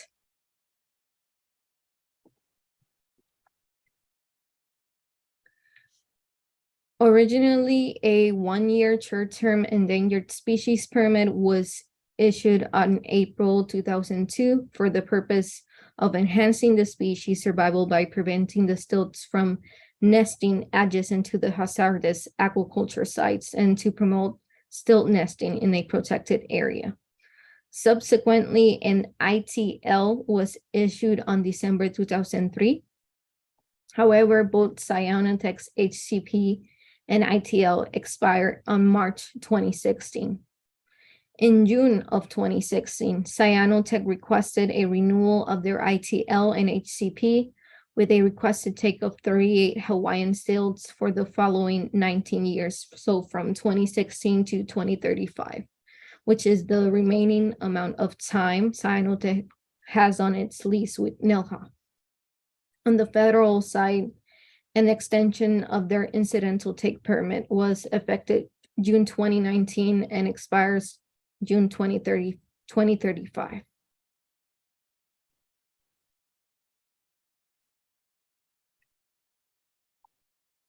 In accordance with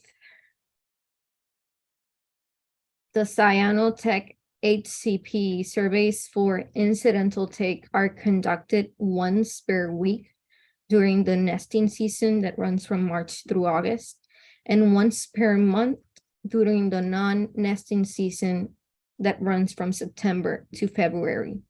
Monitoring of injured wildlife is conducted on a daily basis as part of normal operations of the production raceways.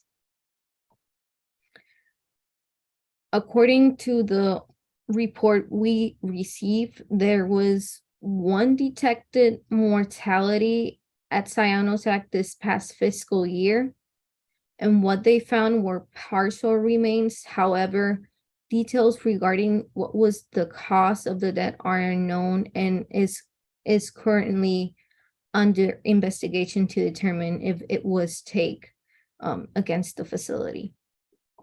On the other hand, there was no documented fatalities nor mortalities of any other species listed as threatened or endangered in Hawaii at the Cyanotech facilities during the fiscal year 2022 reporting period.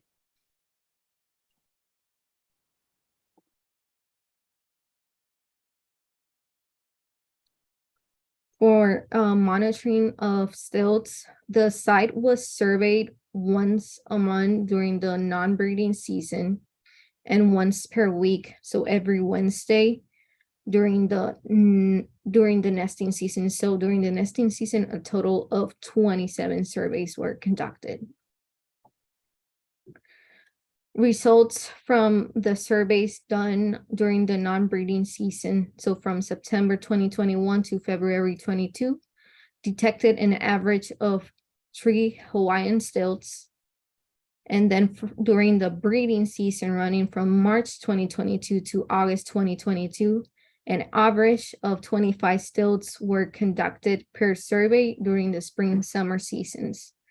High counts of 61 and 91 stilts occurred on August 3rd and August 24th of this past year, respectively.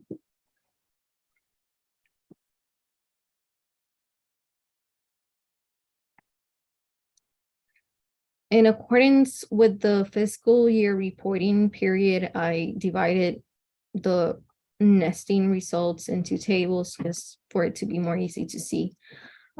Towards the end of the 2021 breeding season running from July 2021 through August, no nests were detected. Then during the 2022 calendar breeding season running from March through August, they documented 8 Hawaiian stilt nests with 16 eggs that produced 6 hatchlings, of which 3 fledged. There was 1 active nest that this was the last they found, that it was detected in late June with 1 egg, but they considered that there was possibly more eggs in that nest because they found remains of a dead chick but staff found remains of a dead chick during that same week, but the cause of the death is unknown.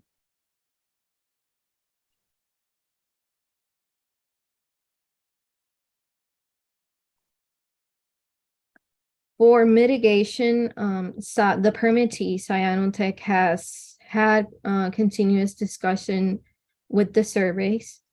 In 2022, Cyanotech has verbally offered to fund habitat restoration elsewhere along the coast to help attract stilts to a more suitable habitat.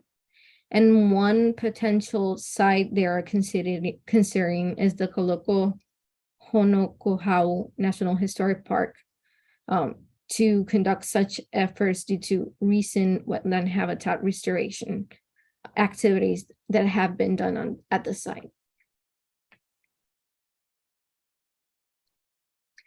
Prior to the HCP, mitigation occurred on site at a lake that was managed as a nesting and foraging habitat for stilts.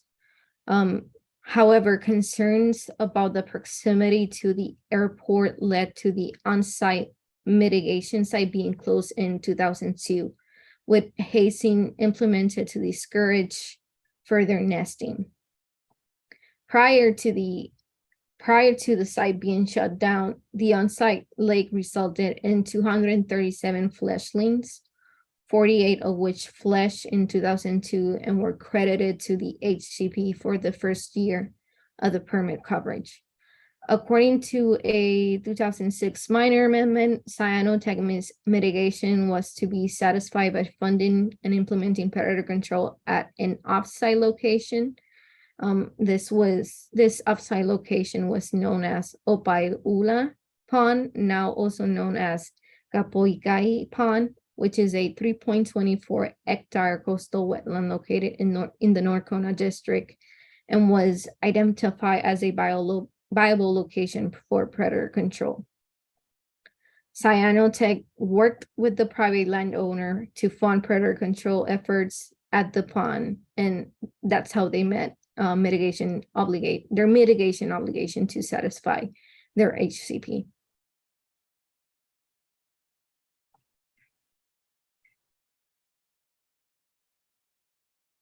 No adaptive management is currently being implemented. However, Cyanotech has had continuous discussions with the service, and they have been in consultation to determine methods to use on how to deter Hawaiian stilts from nesting and visiting the facility.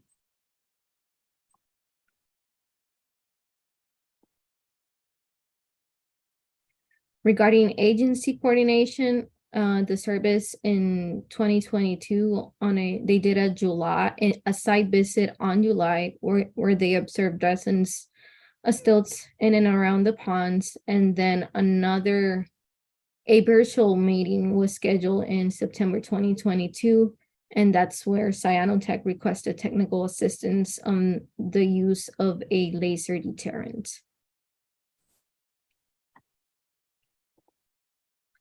For future plans, they continue ongoing monthly and weekly. They're planning on continuing ongoing monthly and weekly bird service at the project site for the 2022 to 2023 fall and winter seasons.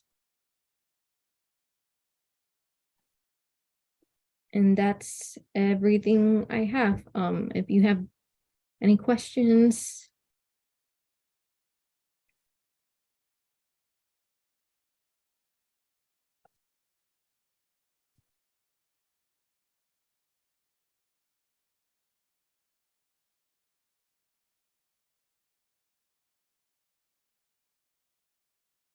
Yeah, I'll just reiterate that under the federal ESA, there is a, I don't know if we call it an extension or a renewal. I'll have to go back and look at that. But Cyanotech is still an active HCP on the federal side. Thank you, Michelle.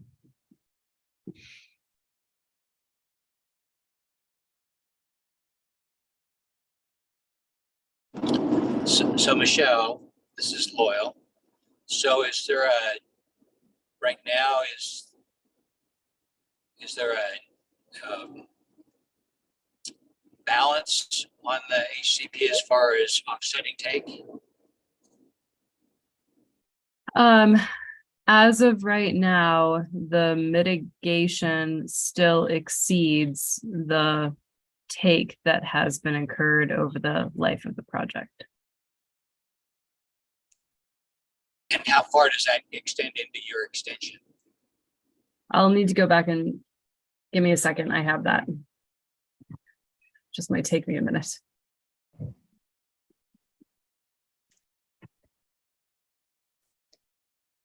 And is that mitigation that's past mitigation being carried? It's past mitigation. Yeah.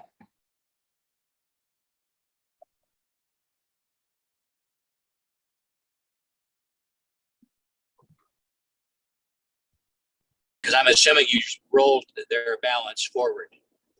Yeah, we extended the permit.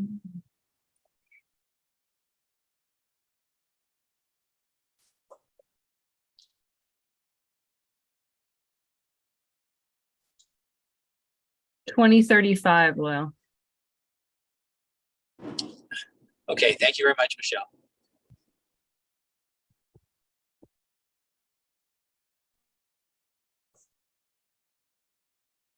If, I'm not sure, this might be a question for my own agency, I'm not sure, but if Kaloko Honokohau is being considered as a mitigation site, is it possible we're going to run into the same issues as with Kauai Nui, if it, because I'm assuming it already has funding, like federal funding for habitat restoration and management in place. So I'm just wondering if that could be potentially an issue. Well, I mean, I think it depends on how it's worded, right? Because, you know, at the moment, Cyanotech doesn't have a mitigation requirement under the federal HCP. The goal of doing work at Kaloko Honoko'au, I think, if I heard this correctly, would be to try and draw stilts away from Cyanotech. I feel like a little bit of a broken record on this one, but I think every time this project has come up in the last couple of years, I end up making the same comment, which is that we've got a problem on the Kona coast with water birds. There's just simply not very many sites. There's some really great people over there doing great work, but you know, the amount of sites and the amount of active management at those sites is simply not enough to support a robust and stable to increasing population of water birds, not just stilts, but all of them. And so we do see a lot of situations where birds are showing up at sites that are not great for them, or that otherwise are moving from site to site, and in some ways from sink to sink. And that's not going to change unless we have durable conservation at high quality sites, effective predator control, good monitoring of the population at a population scale. And so really, in some ways, this is a recovery and conservation, a broader recovery and conservation concern that I have about the Kona Coast population. Cyanotech is just a tiny piece of that. But I think they're right to look at options for how do we increase suitability of sites for stilts away from Cyanotech as a means of trying to deter them from the raceways. Yeah, and the airport.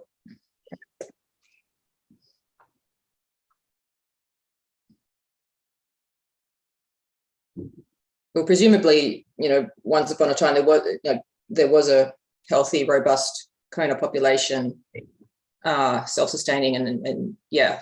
So, even given the relatively small amounts of wetland habitat in natural wetland habitat in the area, so yeah, and that's, I'm guessing, primarily predation is really high there. Yeah. Mm-hmm.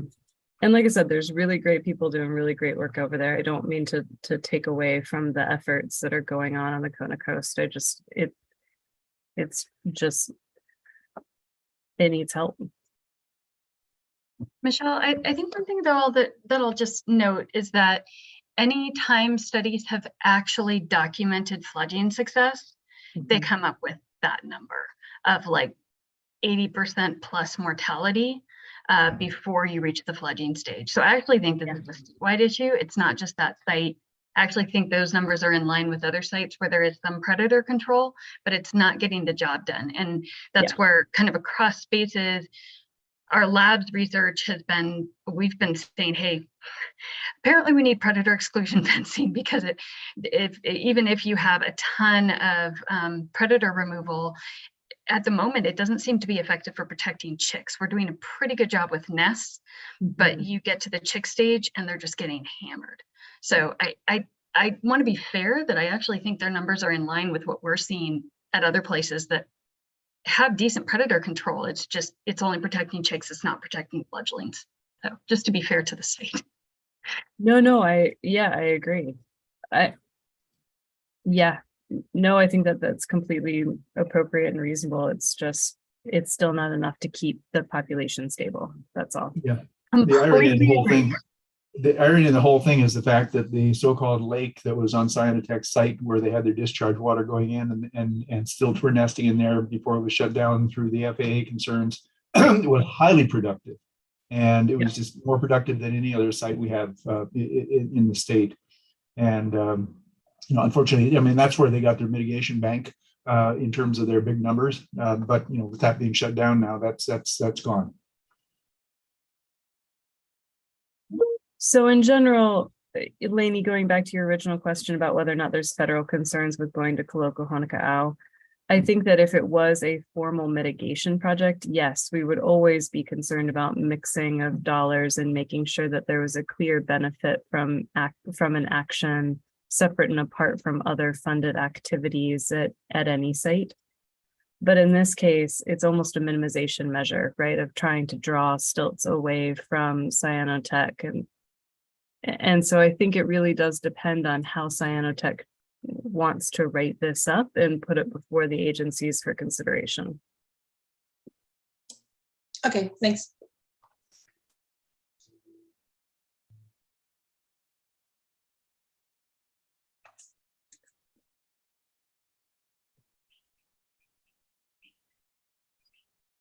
Are there any other questions from the committee or comments and feedback?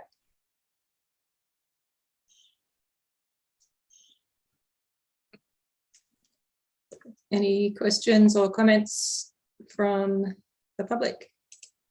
No questions or comments from the public. Okay, I think we can move on to our next agenda item. Thanks, Mina. Now I will be presenting a really brief status update on the Kauai Lagoon HCP. Sadly, the consultant was not able to make it because he was sick. Due to the lack of time, I was not able to prepare a presentation. So I will be sharing screen and going over the summary report that was submitted to the members.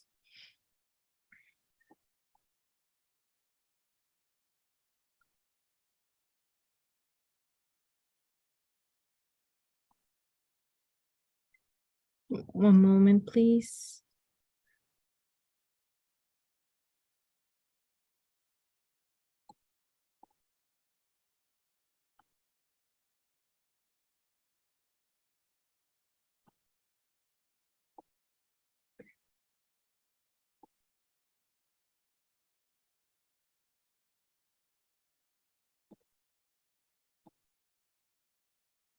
Can you see the report? Yep, we can, thanks.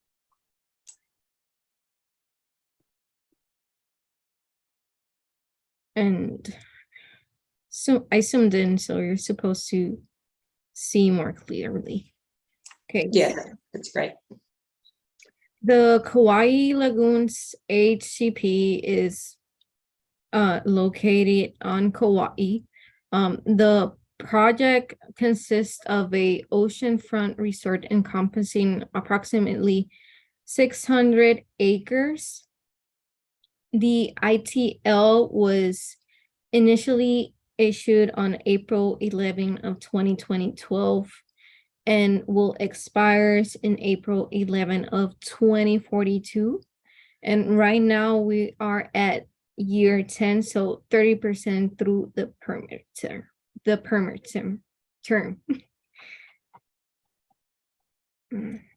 Here's a map image where showing the location of where the project site is.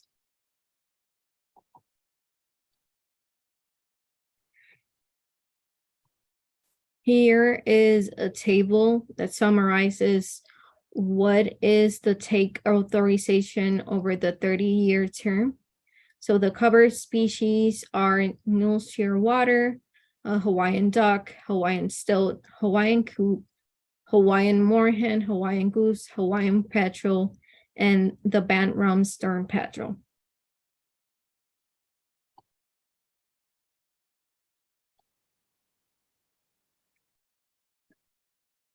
For fiscal year 2022, a total of 5 moorhens were detected, and then 11 coots, no nene, and then 1 downed mule shearwater. So this was a non-lethal take. And then for fiscal year 2023, here in the table we have 1 nene, but recently an injured Hawaiian gallinule was also found, and we still are pending on an update of what was the outcome for that injured Hawaiian gallinule. 2 coot mortalities in fiscal year 2023. Here was a question mark. There was 1, I believe, fatality of nene, but the cause of that was an old injury, if I remember well, and it was not due because of a golf strike or because of a vehicular collision. And then in fiscal year 2023, another down mule shearwater was found.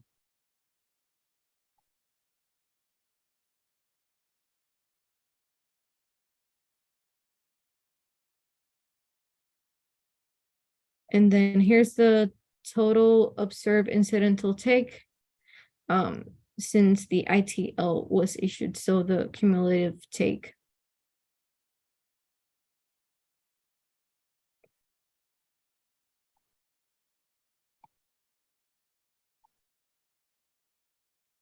Then regarding avoidance and minimization measures that are currently being implemented at the site, on-site predator control is still ongoing. Employees are being trained regarding awareness of endangered species that might be found at the site and what will be the protocol if they found any incidental take or injured protected species. They've deployed construction monitors and biological monitors during construction operations to prevent harm to covered species.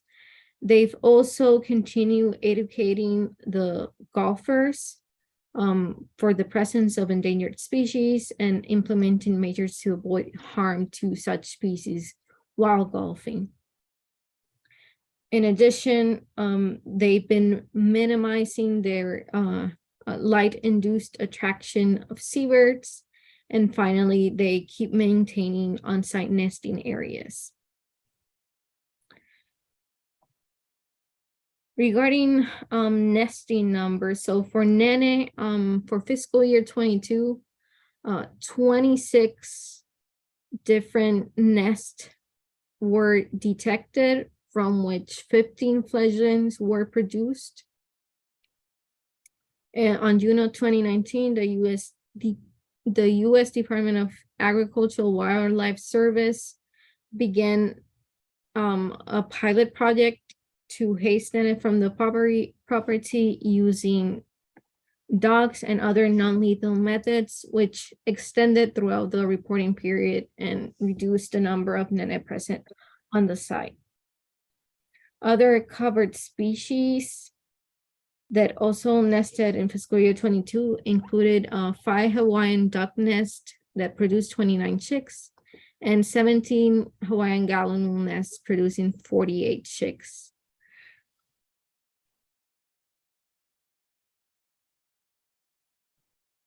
And then regarding mitigation status, for waterbirds, baseline mitigation consists of providing and maintaining approximately 35 acres of lagoons on the property that are important for the species, including predator control, trapping, and wildlife monitoring. For fiscal year 2022, they deployed 25 live traps on the property. They were deployed throughout the year and were placed in areas in response to the sightings of mammalian predators, and they were checked. The traps were checked daily.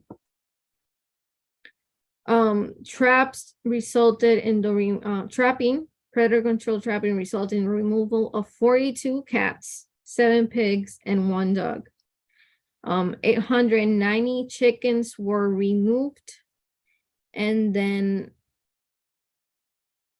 yeah, that's for fiscal year 2022. And then for regarding seabird mitigation, the minor amendment in 2013, increasing Neal Shearwater take specified contribution of mitigation funding for seabird take in the amount of $10,000 annually to the Nisfoot Foundation to be held in such time as the Kauai Island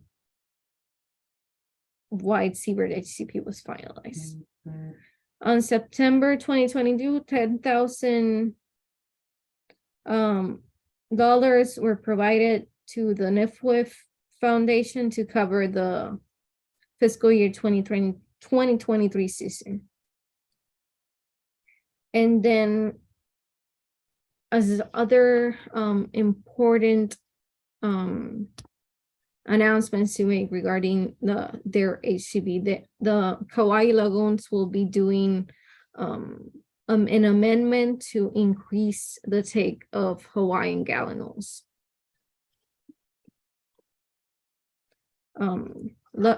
Also, we expect that for future ESRC meetings, we would like to have the consultant present in more detail the report for fiscal year 2022 for the ESRC members to have a more in-depth idea of what the status and to better make recommendations, and for the licensee and us DOFA receive your valuable input.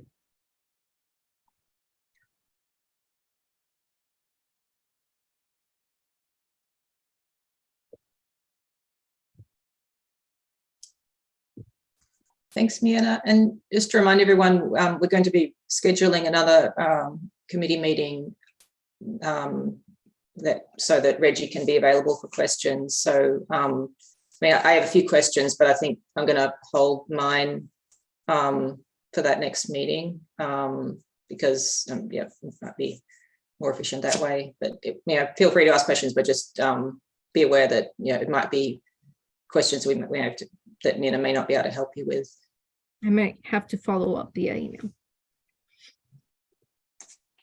Yeah, So I agree. just for clarification, I'm sorry if I missed you. Wasn't in the presentation? Oh, sorry, I must have had a delay.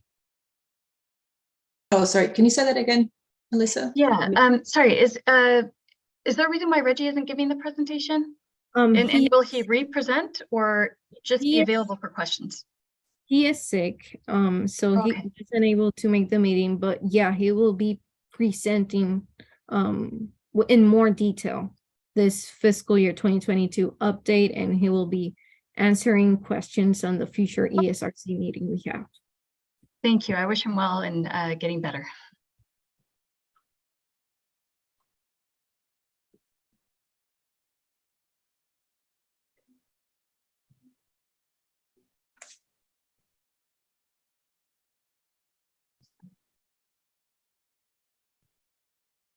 Jim, did you have a question, or do you want to wait till the next meeting? No, I was just going to say I'll wait for the next meeting. Okay, great. Thanks. Are there any questions or comments from the public?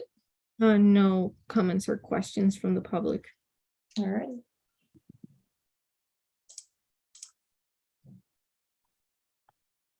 Okay. Then I think we can move on to the next agenda item, which is also going to be presented by Miana. Thanks, Miana.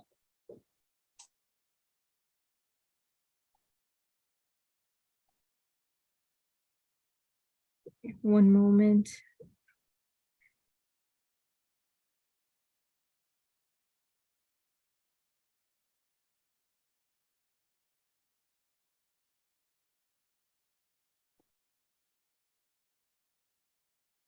Sorry, I'm looking for the presentation. Thought I had it open.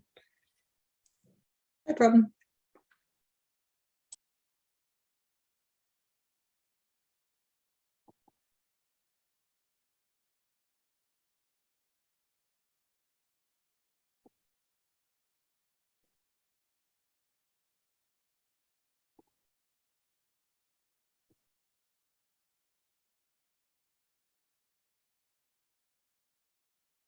Okay, can you see the PowerPoint? Yes, we can. So I will now be presenting an update on all the Maui Nui safe harbor agreements for the fiscal year 2022 update. The update includes the Puahoku Ranch and Molokai, the P.E. Holo Ranch on Maui, the programmatic safe harbor agreement for the Nene and Molokai, and then the safe harbor agreement for Haleakala Ranch on Maui. May I ask a question before we get started?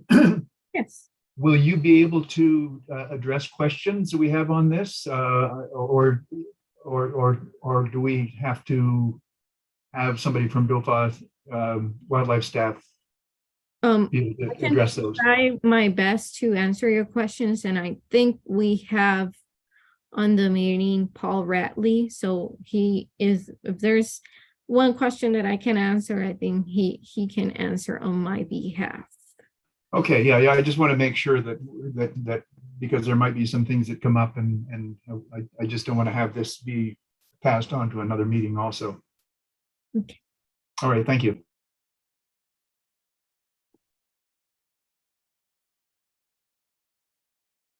Okay, so we will start with the Pohoku Ranch. The licensee is Pohoku Ranch. The purpose of the project is to reintroduce Nene to Molokai. The ITL was issued September 4, 2001. There's no specific expiration date and is valid unless it is rescinded. The SHA period was from September 2001 to September 3, 2008. And DOFA is currently in discussion with Pohoku Ranch to enter into a new agreement. The SHA allowed for the reintroduction of Nene in the ranch property, which consisted on building a release pen, providing habitat for Nene grazing and breeding, and to do predator control efforts in the release pen and the breeding areas. Incidental take of Nene covers lands owned by Pohoku Ranch, and baseline conditions at the time of the agreement, there were no wild Nene on Molokai, and so the baseline condition is 0.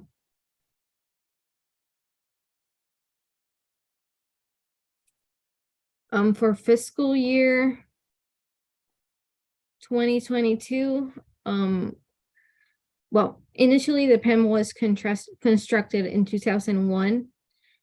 74 birds were translocated between 2002 to 2005 to the ranch.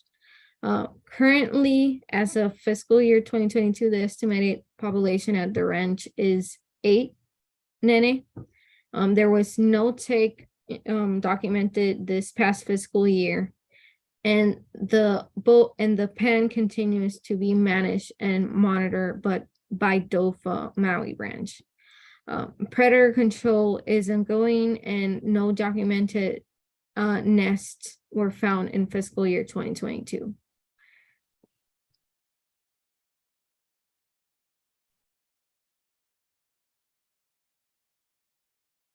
Here is a summary of all the nenes that have been released, nest, young flesh, those that were predated, the amount of predator kills for fiscal year 22, it was 31. And then no take, and the current population estimate is 8 nene at the ranch. I'm gonna stop here for questions before I go into another safe harbor agreement. This may be a question for Lainey. Right now on Maui, which covers Molokai, there's no waterbird person. And so I'm just wondering who's actually taking care of that right now. I believe it's John Medeiros until that position is filled.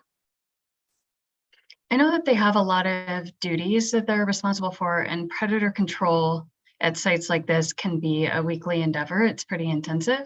I'm just wondering, a reality check on how realistic it is for DOFA to continue this management at this site with limited resources, given the intensity needed to be successful.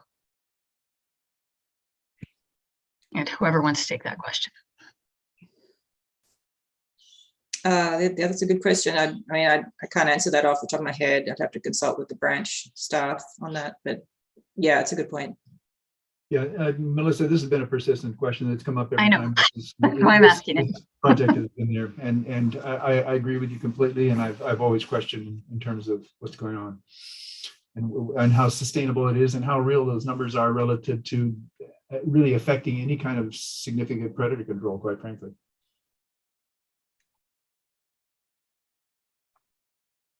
Maybe, I'm not sure who can speak to this, but given that this is coming up every year, I just want to ask the question, what are potential actions that we can take on this? And I don't think we should allow this to continue to linger from year to year, because this seems to be an issue that comes up every single year.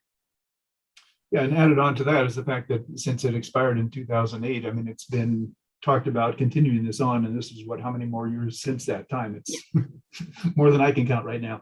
It's time to call. I really question it. And then the other part that really comes in, and we'll talk about that, I think, in a minute here too, which is the programmatic safe harbor for Molokai is if there's going to be a continuation of this on Molokai in terms of trying to get the population up from where it was a high at the introduction of 152 down to 8 where it is right now. If it gets up to higher, then obviously they're going to be moving to other places, and how that really relates to safe harbor efforts elsewhere on Molokai, and whether that's a thing that is wanted.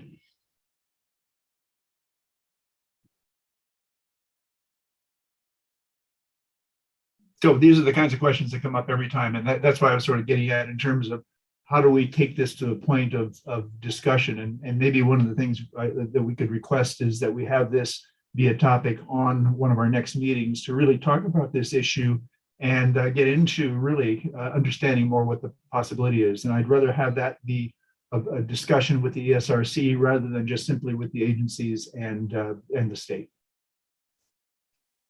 Jim, is your question correct me if I'm wrong, is this worth worth continuing the effort to try and establish a sustainable population on Molokai? Is that your question?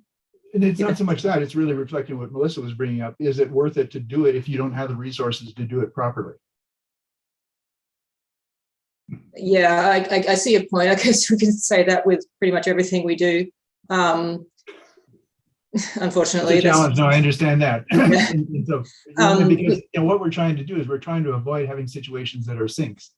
And I get that, and we are trying to, we're doing what we can right now with what we have, like sending staff over to once a week to do the predator control, and we're seeking funds currently to, increase our work there. Through federal funding. Yeah, I guess the question that comes up is, I mean, it's very impressive to see that last column that says incidental take was 0 except for the one that happened in 2021. But at the same time, you've seen the population go from a high of 173 down to 8.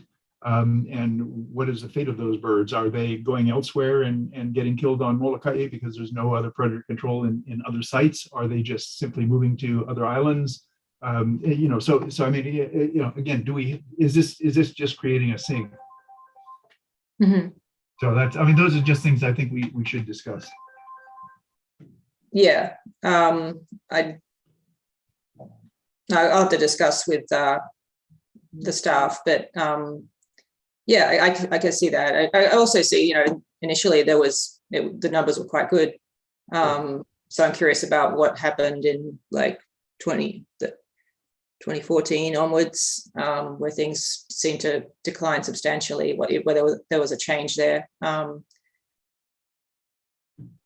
Yeah, and say this is not to really question the intent or efforts that DOPA is taking, because I mean, I know you're doing an awful lot with very little, but at the same time, I mean, you've got to come down to reality in terms of what really works for the species.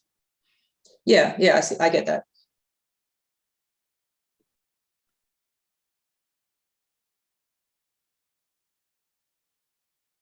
Okay, if there aren't any more comments or questions from the committee members, I can continue to the other project.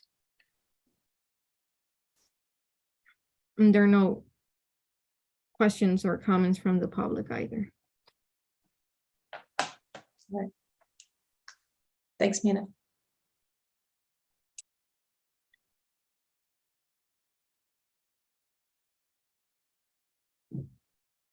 Now on to the Safe Harbor Agreement that was for the introduction of Nene to Piholo Ranch.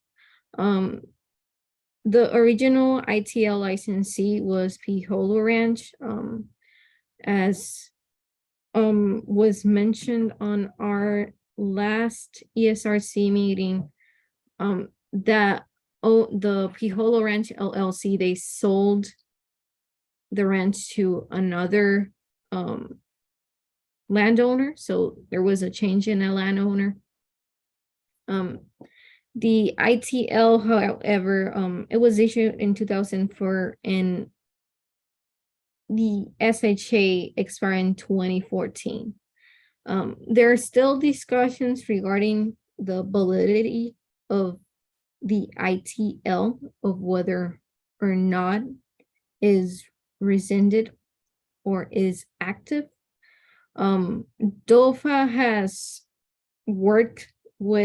has tried to work with the current landowner on an extension request for the SHA, but at the moment it seems that the landowner is not interested.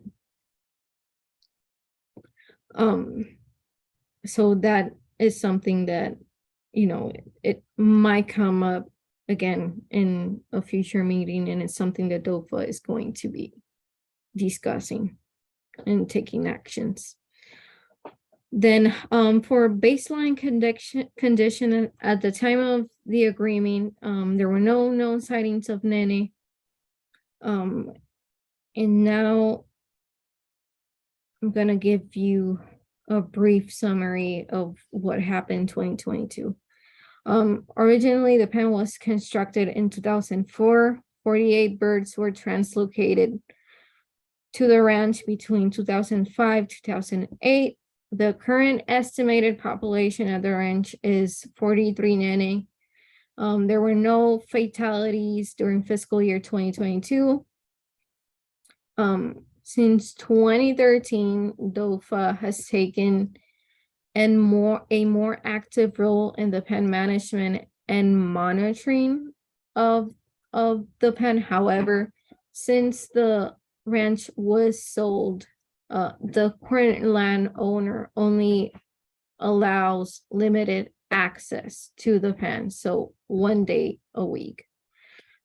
For fiscal year 2022, 6 successful nests were detected, from which 12 Nene hatched and 10 fledged. And then on the federal side, the incidental take permit was rescinded.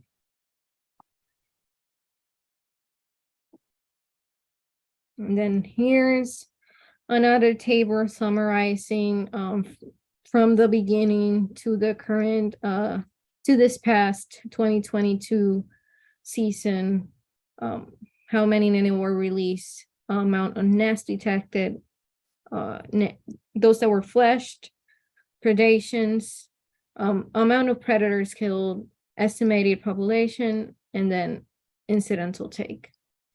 I'm gonna pause here again and then ask for any questions or comments from the committee. I just want to note that this is also another one that seems to come up again and again. And I know that there's very limited staff at DOFA right now to address these issues with the position switch. And so I guess I'll just ask the question to put it out there of what is the process for revoking an HCP when an owner, particularly in a case like this where the ownership of the land changed and the new owner seems to show no interest in maintaining the safe harbor agreement and is limiting access and all the things that really make this an ineffective agreement. What is the process for revoking a safe harbor agreement? Is there a disadvantage to doing so? I just want to put that question out there for discussion. My understanding is the process is we can vote to recommend to rescind the ITL, and that will go to the board. Yeah, that was similar to what happened, would be similar to the process with what happened with Umikoa Ranch in Big Island. Okay, and what are the implications for, obviously when we are working with a private landowner to establish a safe harbor agreement, we want it to be a motivating thing. We want to work with private lands to protect endangered species. This is a case where a new owner came into place and I assume this was part of the disclosures of purchasing the land, but they may not have realized what the implications were. I'm just wondering what, are we sending, I think if this goes both ways. By allowing this to simmer without taking care of it, we're sending a message that I don't think is the one we want to send, which is you can have this in place and totally not engage in it. And we're just going to let it ride. On the other hand, we want to make sure that we're communicating with landowners the very clear reasons for why we would be rescinding something like this, the total lack of engagement on it. And then what happens to the remaining birds? Do you just remove them or what are the impacts on the remaining birds at the site? I think to answer that, the last point, that without an ITL in play, if the ITL is rescinded, that would totally depend on the discussions with the landowner and access and how willing they are to allow continued access to maintain those birds. So that's sorry, go ahead. But if their baseline was 0 to start with, then they have the option, then it can go down to 0. Is that correct? I'm not saying that's a good idea, but that's the reality, I think. Yeah. Is there any kind of a good faith understanding with safe harbor agreements? Because yes, I know, Jim, that's the point of an HCP, right? Safe harbor agreement means we're all acting in good faith. But if they're not allowing access, they're not putting forth any effort to protect the endangered species, is the agreement, does it still protect them in that case? Again, I think we're just talking about rescinding it and saying, hey, can we come remove those birds so they're protected? Or so there's not a penalty involved, really. I think the problem is you can physically remove them and move them somewhere else, but as we know, NENE can fly, and they will likely come back there again. And so the question is, then is the landowner liable for those, or is that still part of their baseline that they can take down to 0? It's a tricky situation. Is the only benefit that came out of this whole thing the few birds that were produced because of the management that happened during the period of time that it was active? Again, safe harbors are a great idea, but they certainly present some real challenges. And to complicate things, this was no longer an ITP. So from the federal side, there's no safe harbor. So does that mean that the birds that are there now are the new baseline from the federal standpoint? Is that right, Michelle? Michelle's still on? No. I think Michelle had to step out. Yeah, Michelle, sorry, I'm going to say the same thing. Michelle had to step away for a sec. No. So I guess that's a complicating factor is again, how does it relate to a zero baseline, and particularly in a case like this where the land owner changes and there's a different feeling on that. I mean, I thought there was some transferability of the safe harbor. I thought that was part of a covenant that went with the land, but maybe I'm obviously wrong on that. Well, the safe harbor is expired. Oh, that's right. That's right. So the only thing that's still technically in place is the ITL, but without the safe harbor, we have no ability to get access, like no right to get access, only if they allow that. So in the end, is it that the 59 birds that were total young fledged, does that just count as a positive mitigation step, and then everything else can go back to zero, and that's where we are? I'm just trying to get an understanding of what our options are, where we stand on this, and what it means. I mean, is that a correct interpretation?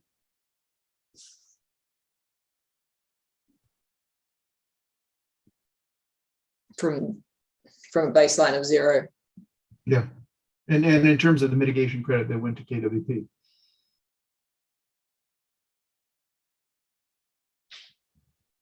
I mean, at the same time, there were birds that were lost as a result, and does that subtract? Does the 25 subtract from that 59?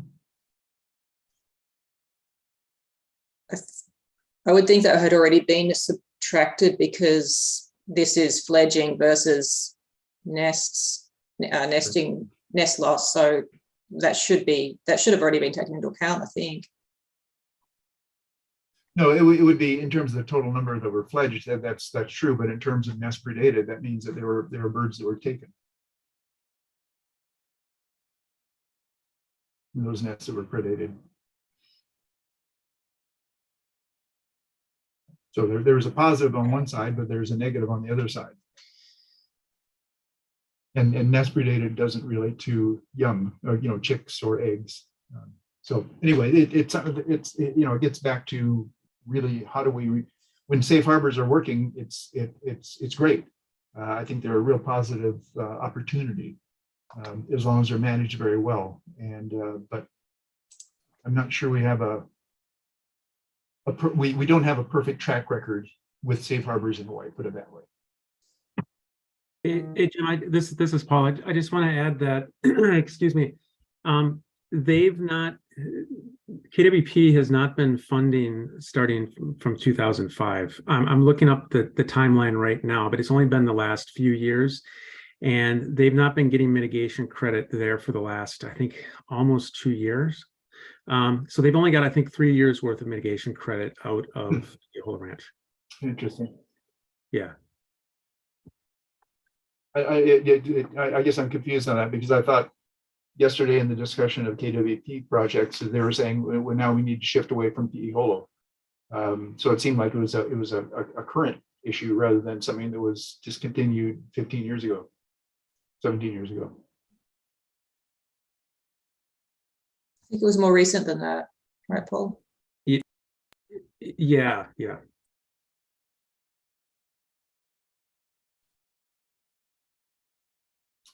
All right, so where do we go on this one? Is this one does this fit into the potential discussion of Umikoa Safe Harbor?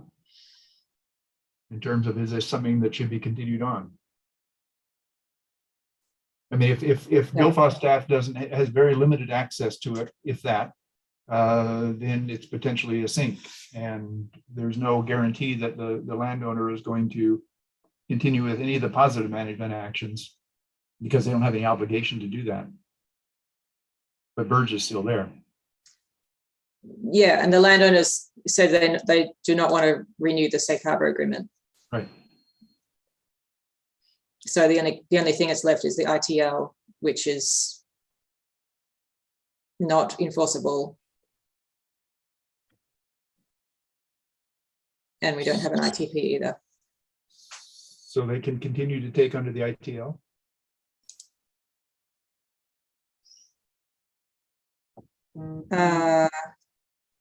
Don't know the answer to that. Yeah, me neither. So again, potentially, let's put this on the agenda to come back and have a greater discussion on, because I think this is, well, let's put a pin in it, as they say, and then let's talk about UMICOA and where that stands, and then potentially come back and have some discussion on this one. Okay. Oops. Oh, there's Michelle. I think you had a question.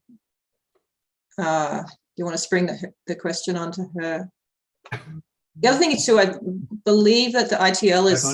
I don't see her here.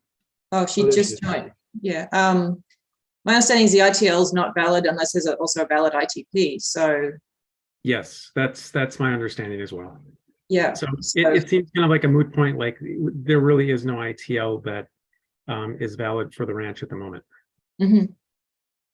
So they are in jeopardy of take, is that correct? Is that what you mean? I'm not clear.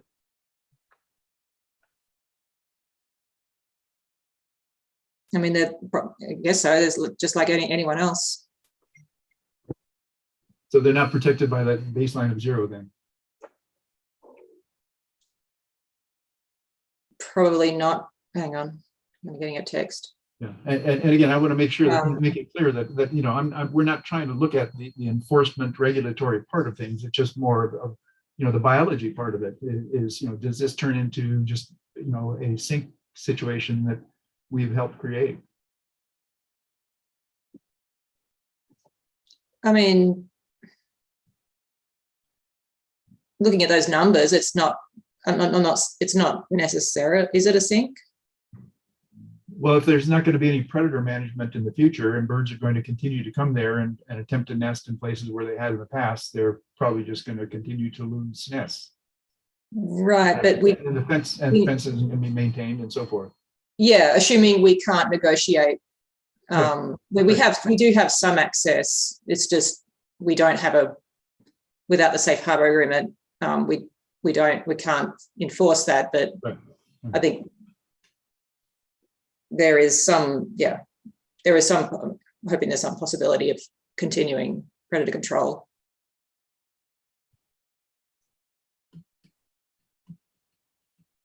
And again, this is Paul Radley. Jim, I don't want to muddy the water here, but from what I'm seeing is, okay, so KWP has received credit there from 2017 to 2020.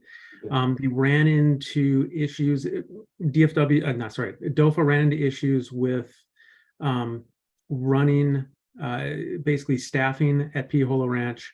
And because of these issues, KWP did not actually receive any credit for almost roughly the last 2 years. And this is why they wanted to move, they're planning, partially because the land is sold, but they're moving credit for KWP from Piholo to Haleakala Ranch. This is part of the reason why, to avoid the shortfalls of staffing, that they would like to take over running the mitigation portion of the work they're doing. Right.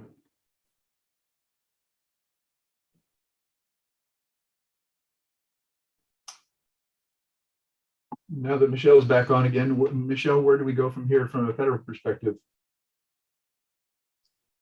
On the federal side, there is no longer, I mean, the safe harbor agreement, the period of the agreement had ended, but the incidental take permit had continued. There had been continued actions on the property because of the landowner agreement between DOFA and the landowner up until the property was sold. On the federal side, all of that is now null and void because the permits always follow the landowner and not the land. So it's pretty clear on the federal side. There is no active permit. There is nothing that protects the landowner from any take that they might have of the birds that are already there. We would obviously like to find work with the landowner to you know, whether it's another safe harbor or whether or not it's just a general agreement that, you know, we're all going to work together to conserve Nene in that area. Certainly, we'd love to be able to do that, but you know, we're never going to push a landowner to enter an agreement that they are not ready or willing to do. And I think that Maui DOFA has, you know, has a beginnings of a relationship with them, and we'd like to continue to facilitate that and support Maui DOFA's role in developing that relationship. Yeah, no, In terms, I fully support that. I think it's really good. I guess the question comes down then is, if they were to do another safe harbor, would their baseline be 43? I mean, just taking that number that's at the bottom of the table here. no. So unless, I mean, I think we could look at it, but in legally, in order for them to retain a baseline of 0, the incoming landowner would have had to state their intention to continue the provisions of the safe harbor agreement, the incidental take permit and license, in advance of them taking true ownership of the property. And I think there was a letter that went out from both agencies to the new landowner, kind of giving them a grace period, asking them to see whether or not they did want to try and continue it. And I don't think that we heard back from them as of yet, which makes sense. I mean, they didn't know, as far as we're aware, they weren't completely aware of all of this at the time that they took over the property. Yeah. So my best guess, Jim, is that if they did want to do something in the future, it might be more of like a conservation agreement or something that's, you know, I don't think that we would be able to do a baseline of 0. Right. Yeah. Yeah. Again, I'm just looking at it from the species perspective. So. Yeah. Understood. That being said, on my end, I'm happy to be as flexible as possible in order to find creative means of continuing the conservation and support for Nene on private lands across Maui Nui, whatever that might look like. Yeah, I agree completely. And it obviously is more complicated when you link a safe harbor with an HCP. If you have those separated, and this a safe harbor just by itself, and that's a different thing. Yeah. So.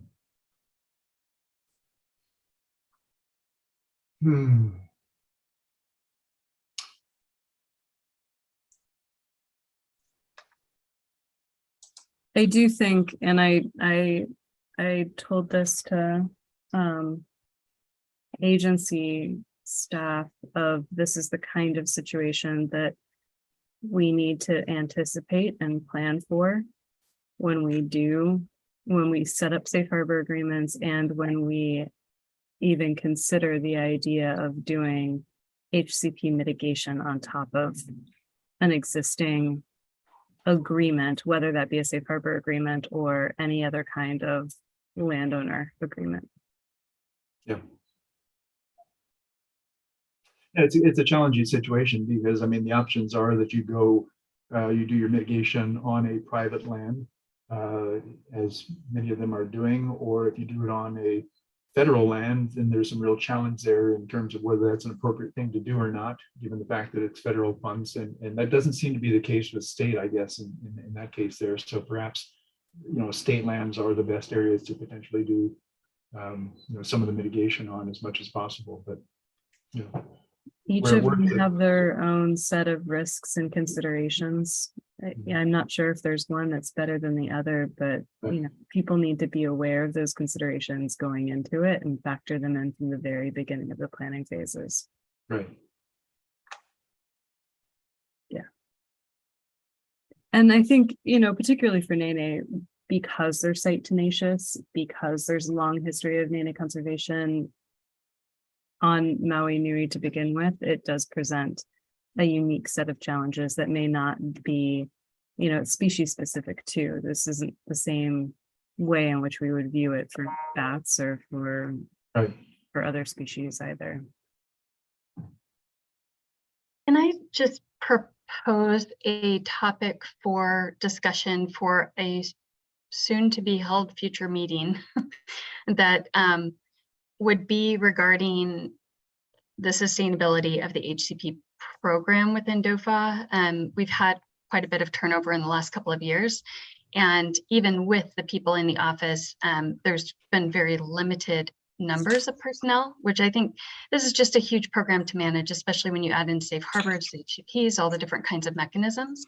And it's really important to have enough staff, and how we fund that, how we ensure that the program, has high quality, I think is really important. And so I just want to propose that as a topic of discussion, because oversight of these things and regular communication with all of the participants and all of that is just so important, and can't happen when it's just one person or two people, trying to manage all these things. It's just too heavy of a load. So just want to propose that as a topic for discussion for a future meeting.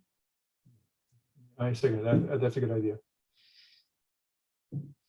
Yeah, I mean, we recognize that internally, but I don't know if that's a topic for the ESRC. It's more of a agency topic. No, that's a good point. Yeah, that's true. But at the same time, it does, link directly back to the ESRC in terms of our functionality and so forth. And I will say, I mean, people who have stepped up with turnover and so forth have done an excellent job. And so it's not that, but every time you do that, it sort of, you take a couple steps backwards too in terms of the catch-up time and so forth needed. Yeah, we hear you, and it just, we internally we are 100% in agreement, but I don't think having a ESRC discussion about it's going to add anything to that. No, I see your point. That's valid. Okay, thanks. That being said, is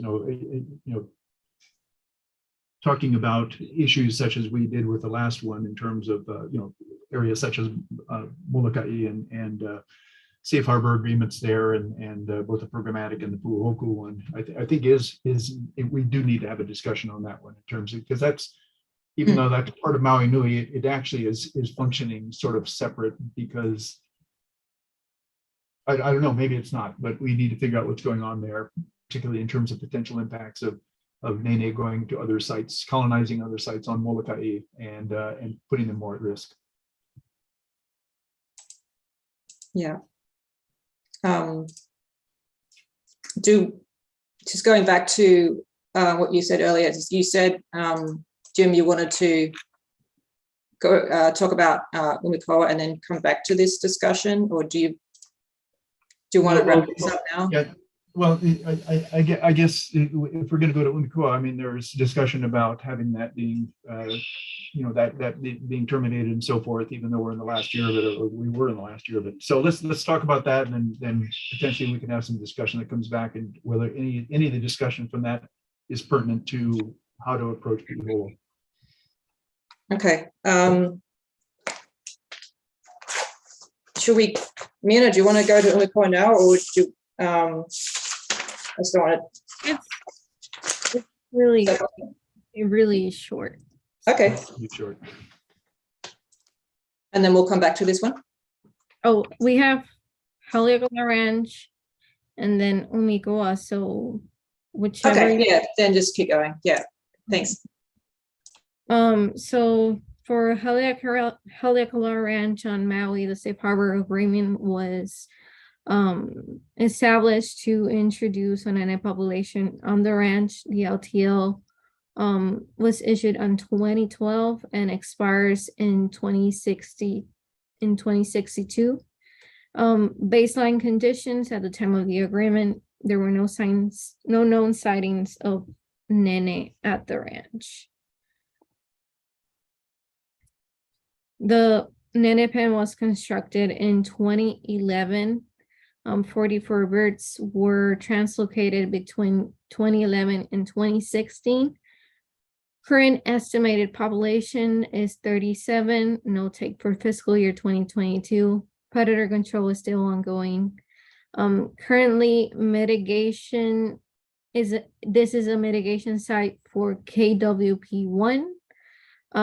But more into the future, DOFA is planning on transitioning management of the pen to KWP1 and KWP2. Then finally, for fiscal year 2022, 6 nests were detected, 12 nene hashed and 10 fleshed.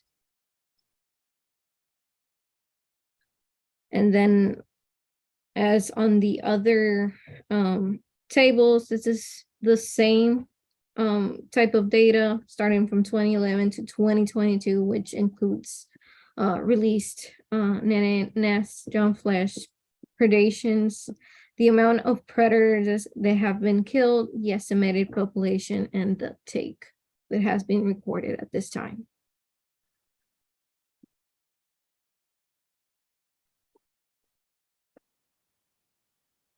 So if any members have any questions or comments, you're welcome to initiate them.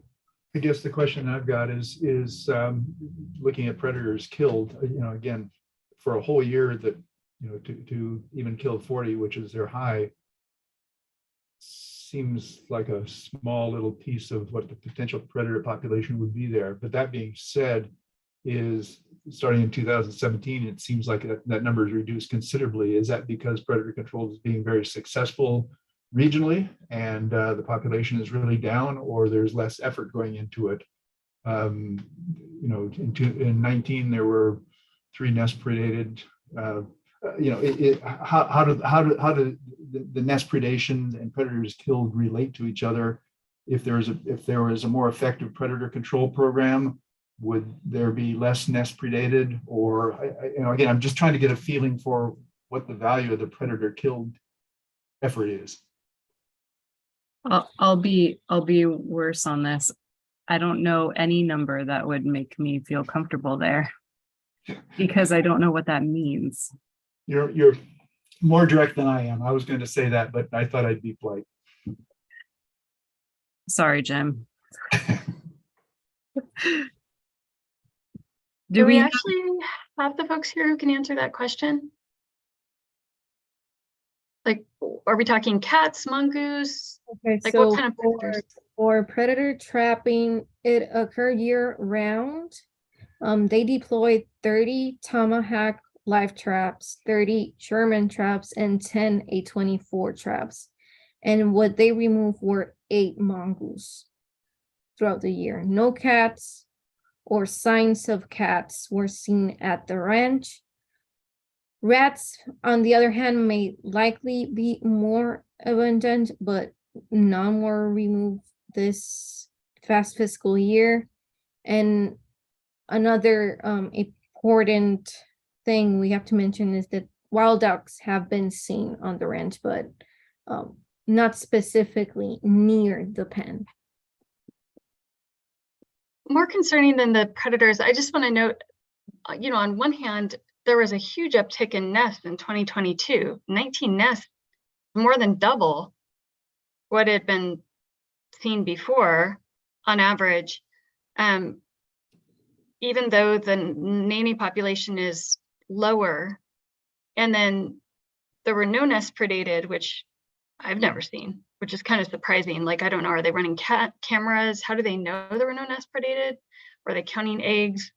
How often were they monitoring? And then young fledged is not much higher than previous years, even though the number of nests more than doubled, which means that your success rate is 50% of what it was in the past. So the numbers just are a little confusing. It'd be great to have someone who is doing the monitoring here to just chat about like what this means. Yes, sadly, Stephanie Franklin, who was the water bird biologist at Maui, she has now transitioned into a new position that has now fallen into John Medeiros. And so he is out. I believe he returns in February. So nobody is here from the branch to talk about on what's really going on site. Like, we're admin staff. And so this is the data that they provide to us. And sadly, we don't have right now staff that's on the ground that can talk more about it. And is John running? Sorry, go ahead, Jim. I was just going to say, just to clarify then who is doing the predator control or the monitoring? So the monitoring is mainly done by DOFA Maui branch. But it hasn't been done since Stephanie left and John is away. No, they're doing it, right? They Okay. have, there's other staff under John, Okay, Jim, okay. I just want to be, yeah, okay. not just John. Yeah. Yeah, no. I know DOFA resources are limited. It's true. Yeah, I guess I'll just stick a pin in the fact that it's hard to, and these are really confusing numbers actually, if you start looking at them, and I would like to come back to them at some point.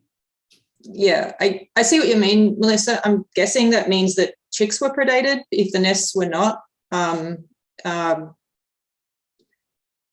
because it doesn't talk about it. Yeah. There were 0 number of nests that were predated.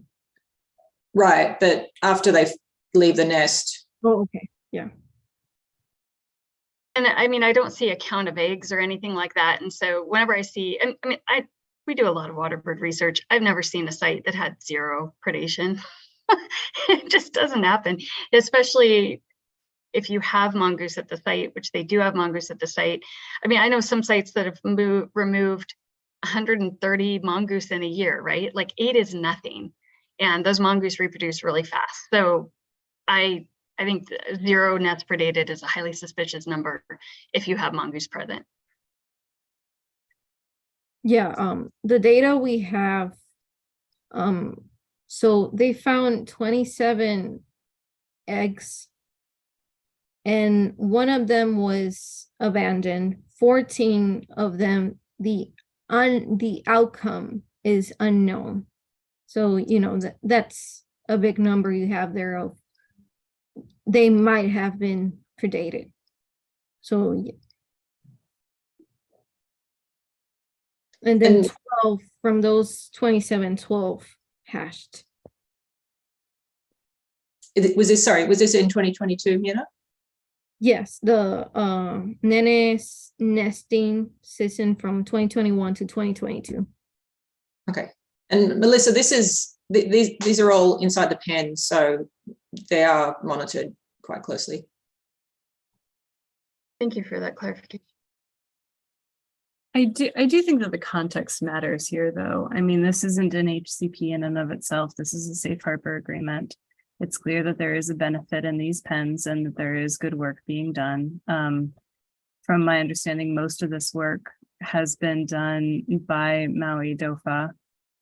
But I know that the ranch is involved and keeps tabs on what's going on here and is supportive of the work to conserve and protect Nene on the ranch, which is, you know, very much appreciated.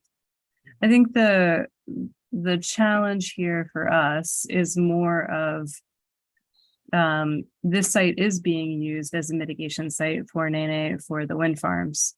And up until this past year, that has been done by Maui DOFA. If I recall correctly, from Monday, that is now transitioning, or in FY23, that will be transitioning to Brookfield, actually doing the management at Haleakala Ranch pens, although someone should probably correct me if I got that mixed up. I'll be curious to see what that looks like moving forward.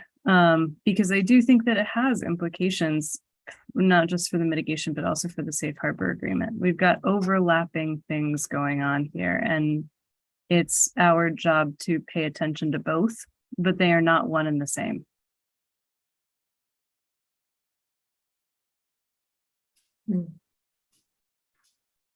Just for clarification, Michelle, that's something that we will see in the presentations from the HCP participants that are using this as mitigation, right? We heard it on Monday, Melissa. Oh, okay. And if I recall correctly, it's KWP1 and KWP2. They historically have been doing mitigation through Maui DOFA at either or both of Pi'iholo and Haleakala Ranch. They are now switching totally to Haleakala Ranch, and they are going to be doing the management actions themselves rather than doing it through Maui DOFA. again, please, someone correct me if I'm wrong or if you recall anything different here. No, that's correct, Michelle. Okay. So there is a shift right now, right? A shift as of right now to centralize mitigation for those two HCPs on Haleakala Ranch and to change the management mechanism by which that work happens from Maui DOFA doing the work to Brookfield themselves doing the work. I think that raises a bigger question though, and I agree with Melissa's concerns in terms of looking at 19 nests in 2022 and 10 fledged as opposed to 9 nests in 2020 and 10 fledged.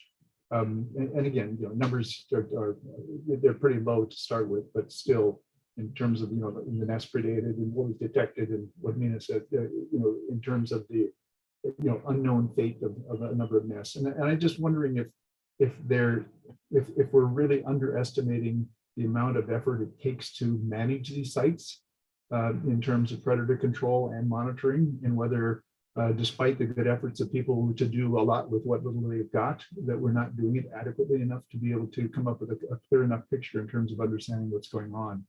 And perhaps this should be part of a larger discussion we have that we started with talking about the Pu'uhopu, safe harbor, in terms of what does it really take to do this adequately, and I'm a little bit uncomfortable in terms of whether we're really seeing what's happening biologically / ecologically here in this case here relative to the management effort that's being put out.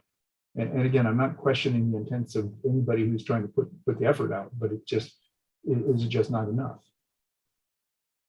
I think, Jim, this is going to be something, I don't know, I could be wrong on this, but I think this is going to be something that we particularly need to pay attention to relative to the mitigation plans for KWP1 and KWP2. Right, I agree. I am much less concerned with the safe harbor agreement, the agreement itself, and the enhancement survival permit and its little take permit associated with the safe harbor agreement.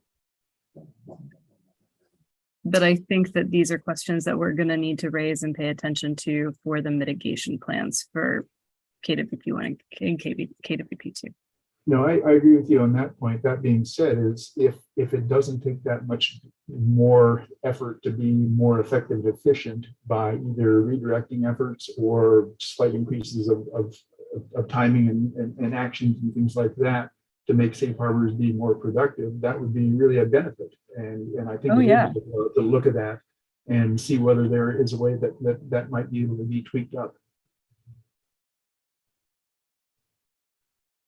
Again, I think we've got the bad other side example of the potential for a real sink situation, as we have feared with Unikua, and obviously that's one really bad side of the spectrum. We don't want to just stay on the lower quarter. We want to push it up to the middle or upper quarters in terms of effectiveness, in terms of productivity. Right. Side note, and this is another one where, if I recall correctly, on the federal side, we renewed the safe harbor agreement and updated it. I want to say in 2017 or 2018. It has, I don't believe that has happened on the state side. The safe harbor agreement period is, I think, still going, but the permit or the permit exceeds the life of the agreement.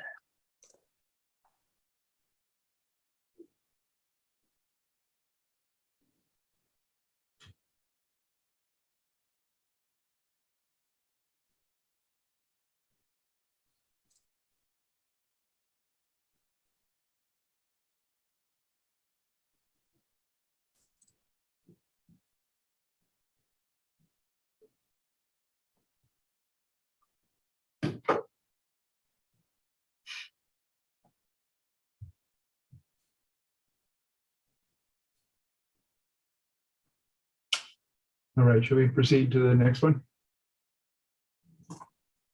Sure thing. Okay, so made a mistake. So it's the update of the programmatic safe harbor agreement for Nene on Molokai. There basically hasn't been any changes. There's no landowners that are enrolled to date. A quick question. I mean, is there still an active effort by DOFA or Fish and Wildlife Service to try and get participants in this? You know, I know that there are many on Molokai. I've seen them there.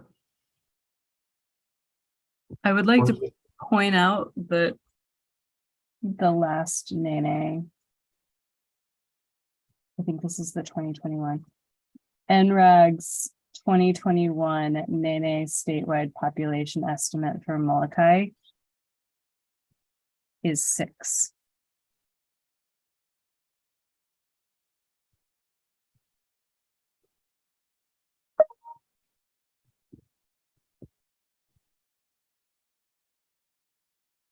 Did you give us the answer or are you still looking? Yeah, no, it's 6. Oh, 6. Okay. I'm sorry, I didn't hear that part. So they're there. I mean, that's for the whole island. And that was in 2021. Right. And we presume that there's some movement back and forth to some degree from the other islands. Or stopover. Maybe, but not much. Yeah, but again, I mean, if You know, I haven't had a chance to talk to Annie or the other NRAG members about Nene on Molokai in a while.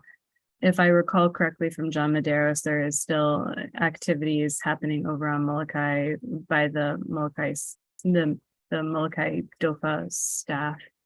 But the pens at Puahoku, which is the old safe harbor agreement that was over there, are really, unless something's changed, they're degraded. It's there are erosion issues around them. It hasn't been that great. Nene that occur outside of that one pen are the predation level historically has been really high, and the population has been going down for a while. Right now, there's no effort on Fish and Wildlife Service side to bring landowners into the programmatic agreement and the programmatic safe harbor agreement.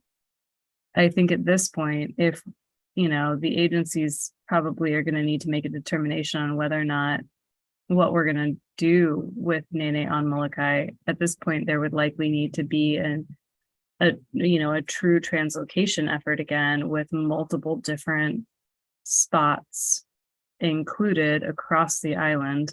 If that's what, like, it would have to be a comprehensive strategy for the whole island, not just one thing or another. Yeah, I forget whether you were in on when we were talking about Puahoku, but the question in terms of I mean, it seems like there is some degree of an effort to try and keep that, or renew that one as a new safe harbor. And if that's the case, then it would be again trying to bring more birds there. And if that's going to happen, it's confusing in terms of what's being planned for Molokai. And I think that, obviously that potentially updated safe harbor would be very linked to the programmatic one, which is where the programmatic one started in the first place. I haven't heard anything, Jim, but I'll check in with Annie about this. Yeah, so I'd suggested when we were talking about Puahoku is that we have a not too distant future meeting agenda that talks about Molokai from the standpoint of Nene, and as it relates to the programmatic which is existing and the Puahoku one which is potentially pending, as to whether that's going to continue or not, and how that really relates to, again, what's happening with Nene and Molokai.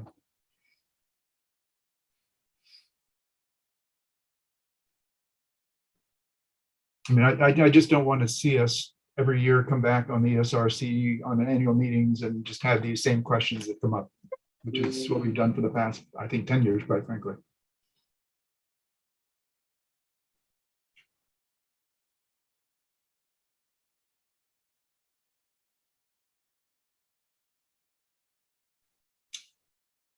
On a brighter note, should we go to Umikoa? So for Is that right? basically the SHA expired, the ITL was rescinded, and the ITP is not valid. This is Umikoa. Yes. Yes.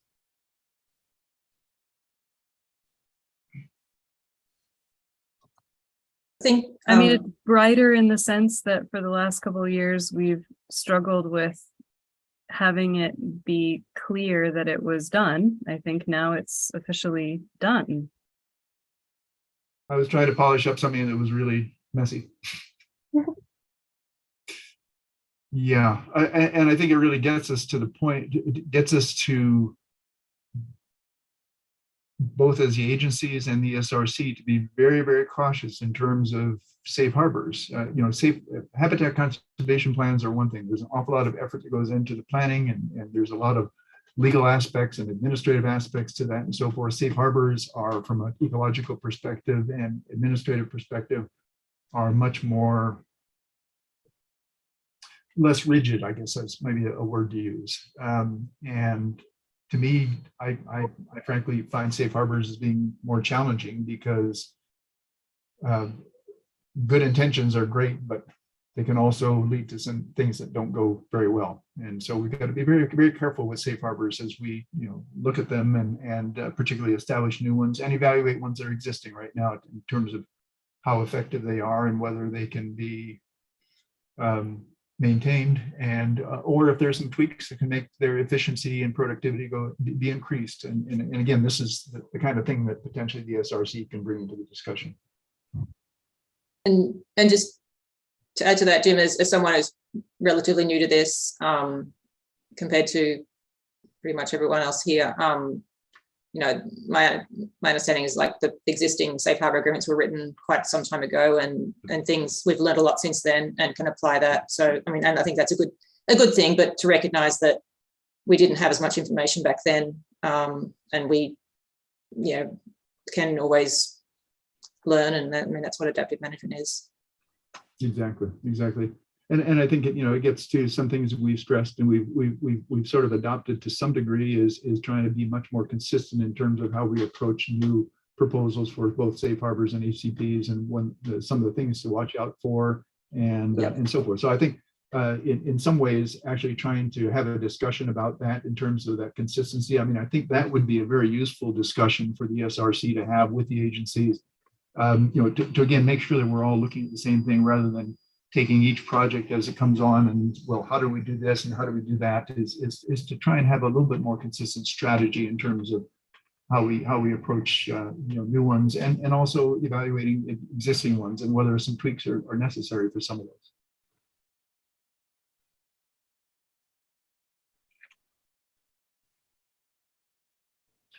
those. So just out of curiosity, so the Umikoa one is now, the door is shut on that. Yes.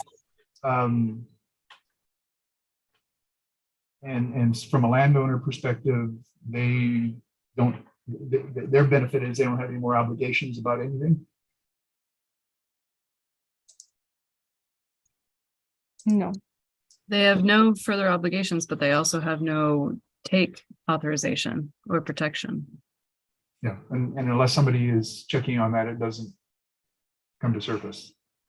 Right, that applies to anyone. Everyone. No, that's very true. So if I know we're coming up with, it's almost 12:30 now, but I was just wondering if we could come back and finish that discussion on Piholo.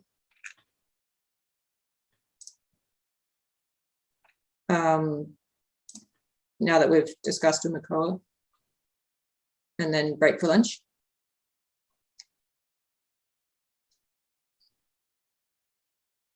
Yeah, I guess still the question is on Piolo is where does that, what will be happening to the native population that have put their feet down there? And you know, if it continues without a new safe harbor, but it's just an agreement with DOFA, then I guess that's one thing, because DOFA will be looking at that, and that's perfectly fine. It's not really coming to the ESRC unless there is a potential for take, and I presume if DOFA felt that there was a potential for take, they would be strongly recommending or suggesting consideration of a safe harbor, and that's the only way we'll come back to the ESRC. Right. I mean, I can't speak directly to this for the branch staff because they're not on, but that's my understanding, yes, that they'll continue to engage with the landowner and continue efforts there. With the landowner's permission, of course.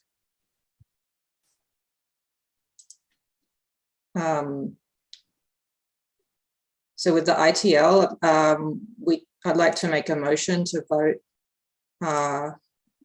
on making a recommendation to the BLNR to rescind the ITL.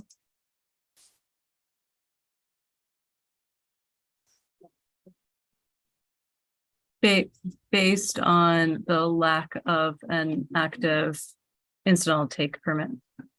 Yeah, and safe harbor agreement. This is for Piolo. Yeah.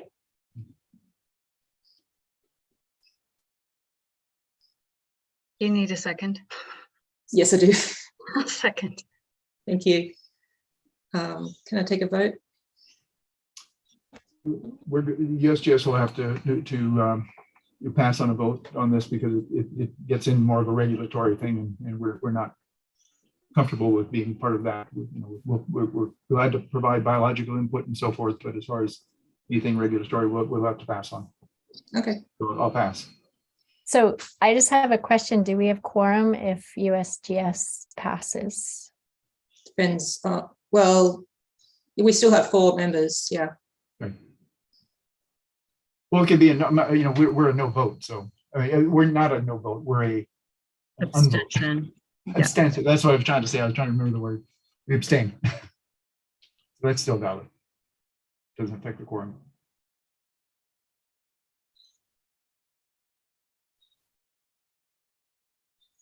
I can vote aye. Or, sorry, did we call for the vote? Yeah, are we calling for the vote? Sorry, I'll call for a vote. Yeah. Aye. Aye. Loyal, can you hear us?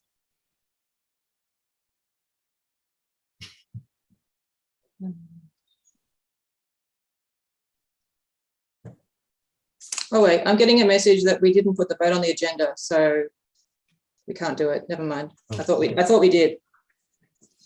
Okay. So we'll have to defer that to next time. So never mind. Yeah, and don't misunderstand. I mean, the issues are very important from USGS standpoint, but we're pretty limited in terms of what we're willing to put input on, especially when you take votes. No, totally understand, Jim, and respect that.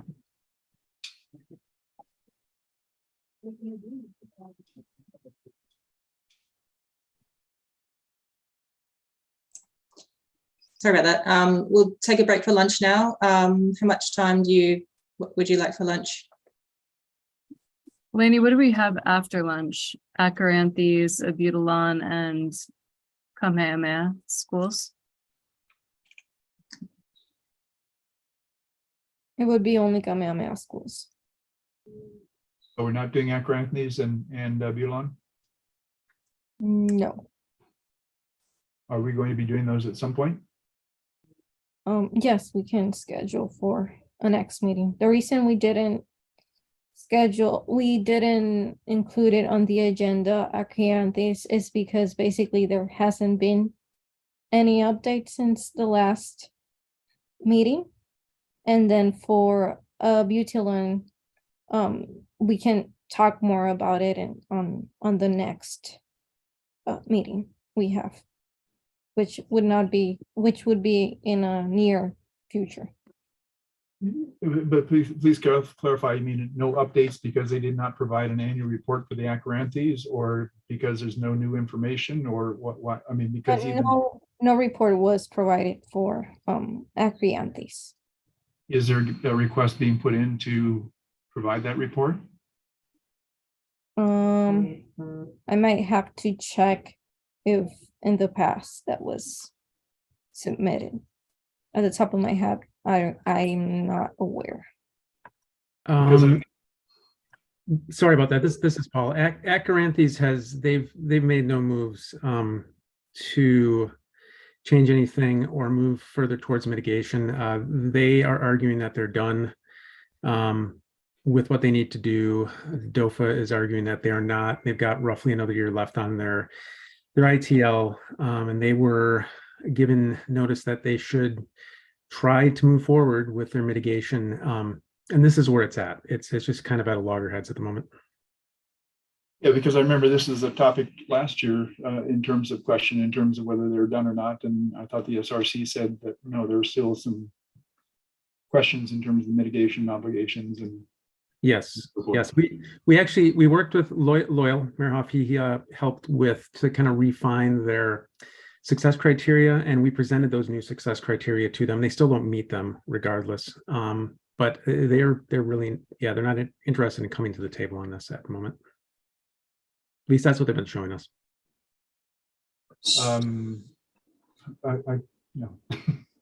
Okay. So this is Loyal. I do think that for all of the HCPs and safe harbor talked about in the last 2 days, as well as the ones that we haven't talked about, I do think we should have an ESRC meeting to go over each one of those and officially, discuss the status of each one of those HCP, whether we think they are still doing what they should be doing, if you want to put it that way, based on 195D. So I think we need to go over each and every one of them, regardless of whether they submitted a report or not, and provide the input to DOFA and the board regardless of what we've done, eat through each and every one of those at a future ESRC meeting. Yeah, I thought that was the purpose of these annual meetings. That's what we're supposed to be doing. Jim, we honest, a lot of stuff comes up in the meetings that is either not in the reports or is vague in the reports or is additional information. And I think that the ESRC needs to take all the information we get from the permittees and their reports and look at it over the years and come back and say, okay, this is the status on each of those. And then make sure that we comment appropriately on those back to DOFA and if need be the board. You can't do it just on this, what we just are doing today, without going back and doing additional staff work. Too much is missing. I guess in a case like this where things are not presented, right?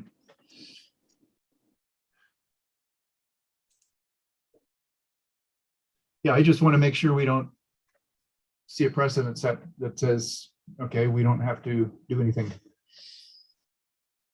because we think we're finished.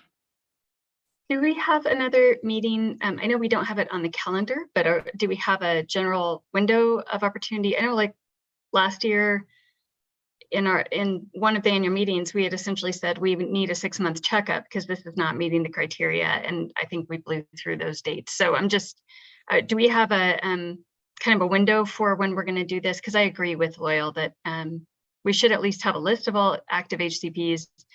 And if no report was submitted, note that and make a decision as far as what needs to be done. Yeah, I think we're planning to schedule another meeting shortly, so we can add that. Yeah, I mean, I'm particularly interested in where things stand with the Iberlon HCP because that's one, again, for the past 5+ years, even more than that, there's been some real questions in terms of what's really happening. There's been a lot of changes in terms of land ownership and obligations and so forth, and also expiration of both some of the legal steps as well as the management of funding ability and so forth. So I think that's a real key one. And so I guess I'm a little bit frustrated that we don't have that as being part of this summary right now. So I definitely feel that we need to have a discussion on that one. And I would ask too that DOFA word the agenda in a way that we're able to make comment on or advise on the status, perhaps, because if it's just a status update, the assumption is that ESRC isn't going to take a vote. So if that's kind of more what I think I'm hearing the ESRC wants to kind of advise on the status, that the agenda be written in a way that we can do that. Yes, and also just to clarify in terms of the USGS position, in terms of what things we are willing to vote on and not vote on. If things are worded such as the one today in terms of rescinding a permit and so forth, that's one thing that we'll stay away from. But if it's a statement such as that there's concern that the biology is not adequate to meet the obligations of what was in the permit, we definitely are willing to cast a vote on that one, which is a recommendation of the board. So in that case, it's a nuance, but it's important for us in terms of how we can approach this committee. Could we essentially, to follow up on Jim and Lisa's suggestions, would it be possible to essentially have on each of these, essentially following each of the presentations, we essentially say, give a mark of meeting expectations, not meeting expectations, more information required, just those three. And I don't think it would take that much time to essentially say, hey, we've had our discussion. Can we make a pronouncement as ESRC of it's one of those three after each annual report? I think it'd be really good to have a record. And that way, Jim's memory, my memory is on a number of these. Hey, we've had like 5 years of like this continuing this way. I mean, nice just to have a table of like, this year they met, last year they didn't, the next year they did. We needed more information. Did we get it? It'd be nice to have a nice little table of that. Yeah. And that's and specifically that is one of the roles of the SRC in the annual meetings is to annually check the progress and ensure that progress is being made. Look at 195D. It kind of sets it out on what we do at the annual reviews. We haven't been doing that specifically. We need to go through just like was mentioned and go through each one of those and fulfill that requirement. What? And there are at least 4 HCPs that I think that I have questions on that I would benefit from talking with the rest of the ESRC folks on those. But some stuff I have to go back and double check, the old reports and stuff like that. So it's not something that we should do in today's discussion. We should use this as information and then do some staff work as well as additional research to make sure that I didn't miss something or we didn't miss something previously, so that we can have a more informed discussion on each one of those. Yeah, I feel like we're straying off the agenda a little here, but to get back to your original question, Jim, the Abutulon HCP is POW, and that's the reason why it wasn't on the agenda. So there was no annual report to review. Well, I guess the question, Lainey, that I have, and so as a reminder, this isn't a federal HCP, so I don't have visibility on this in my regular day job, right? But they're saying it's POW, but if DOFA is saying that it's not POW, then is there a compliance issue here that needs to be reviewed?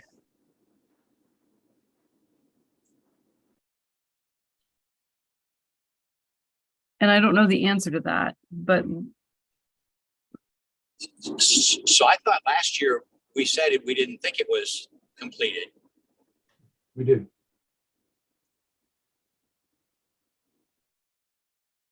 There are still some big pending questions in terms of the fate of the that one population, the original population, and ownership and obligations and all of the who is, you know, whether things and particularly whether they met the obligations overall, or whether just at the end of it, it didn't matter what the obligations were. At the end of it, that's it, and that was in. So at a minimum, we should at least have a summary of how things ended.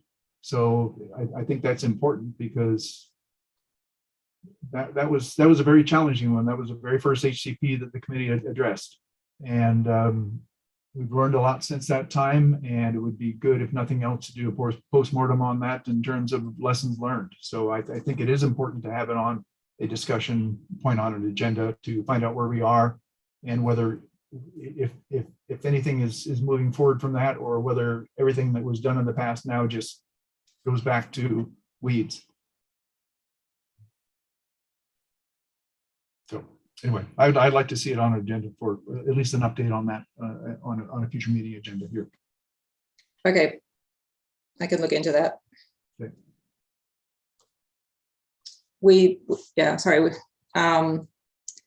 Just to wrap up before lunch, I think like I said, we'll be planning to have another meeting soon, perhaps in March, so we can revisit that. I'd like to call a break for lunch, maybe till it's 12:42. So is that 1:30? Is that enough time? About 45 minutes. No worries. Okay, see you back at 1:30. Thanks. Okay. Bye. Thank you.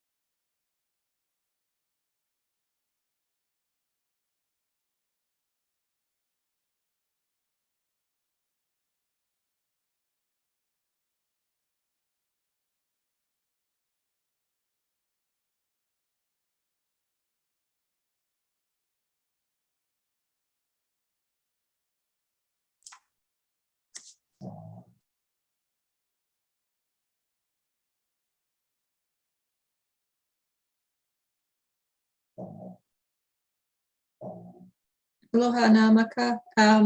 We're just on lunch break. We should be done in about 5 minutes and back in the meeting. Malini, sounds good. Okay. Good to see you.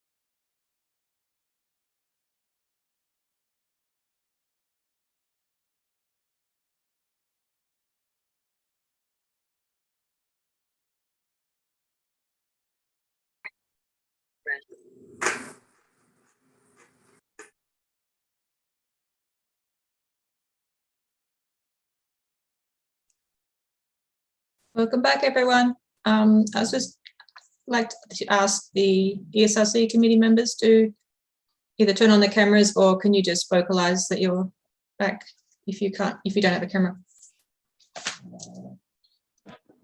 Loyal's back. Thanks, Lauren. Melissa's back too. Thanks, Melissa. I think we have everyone. We don't have Lisa, but I think she, oh, yeah, sorry. Yeah, we do have Lisa, sorry. There you are.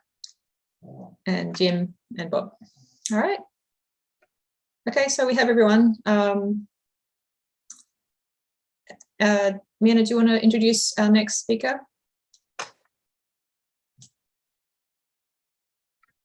For our last item in our agenda, Namaka Whitehead will be presenting a status update on the Kamehameha Schools Safe Harbor Agreement. Okay, aloha everyone. I'm going to try sharing my screen.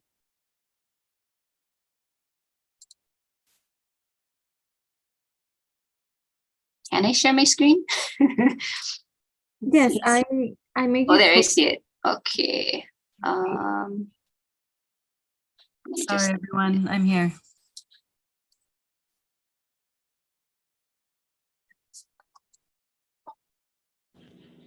No, it's okay. I'm back.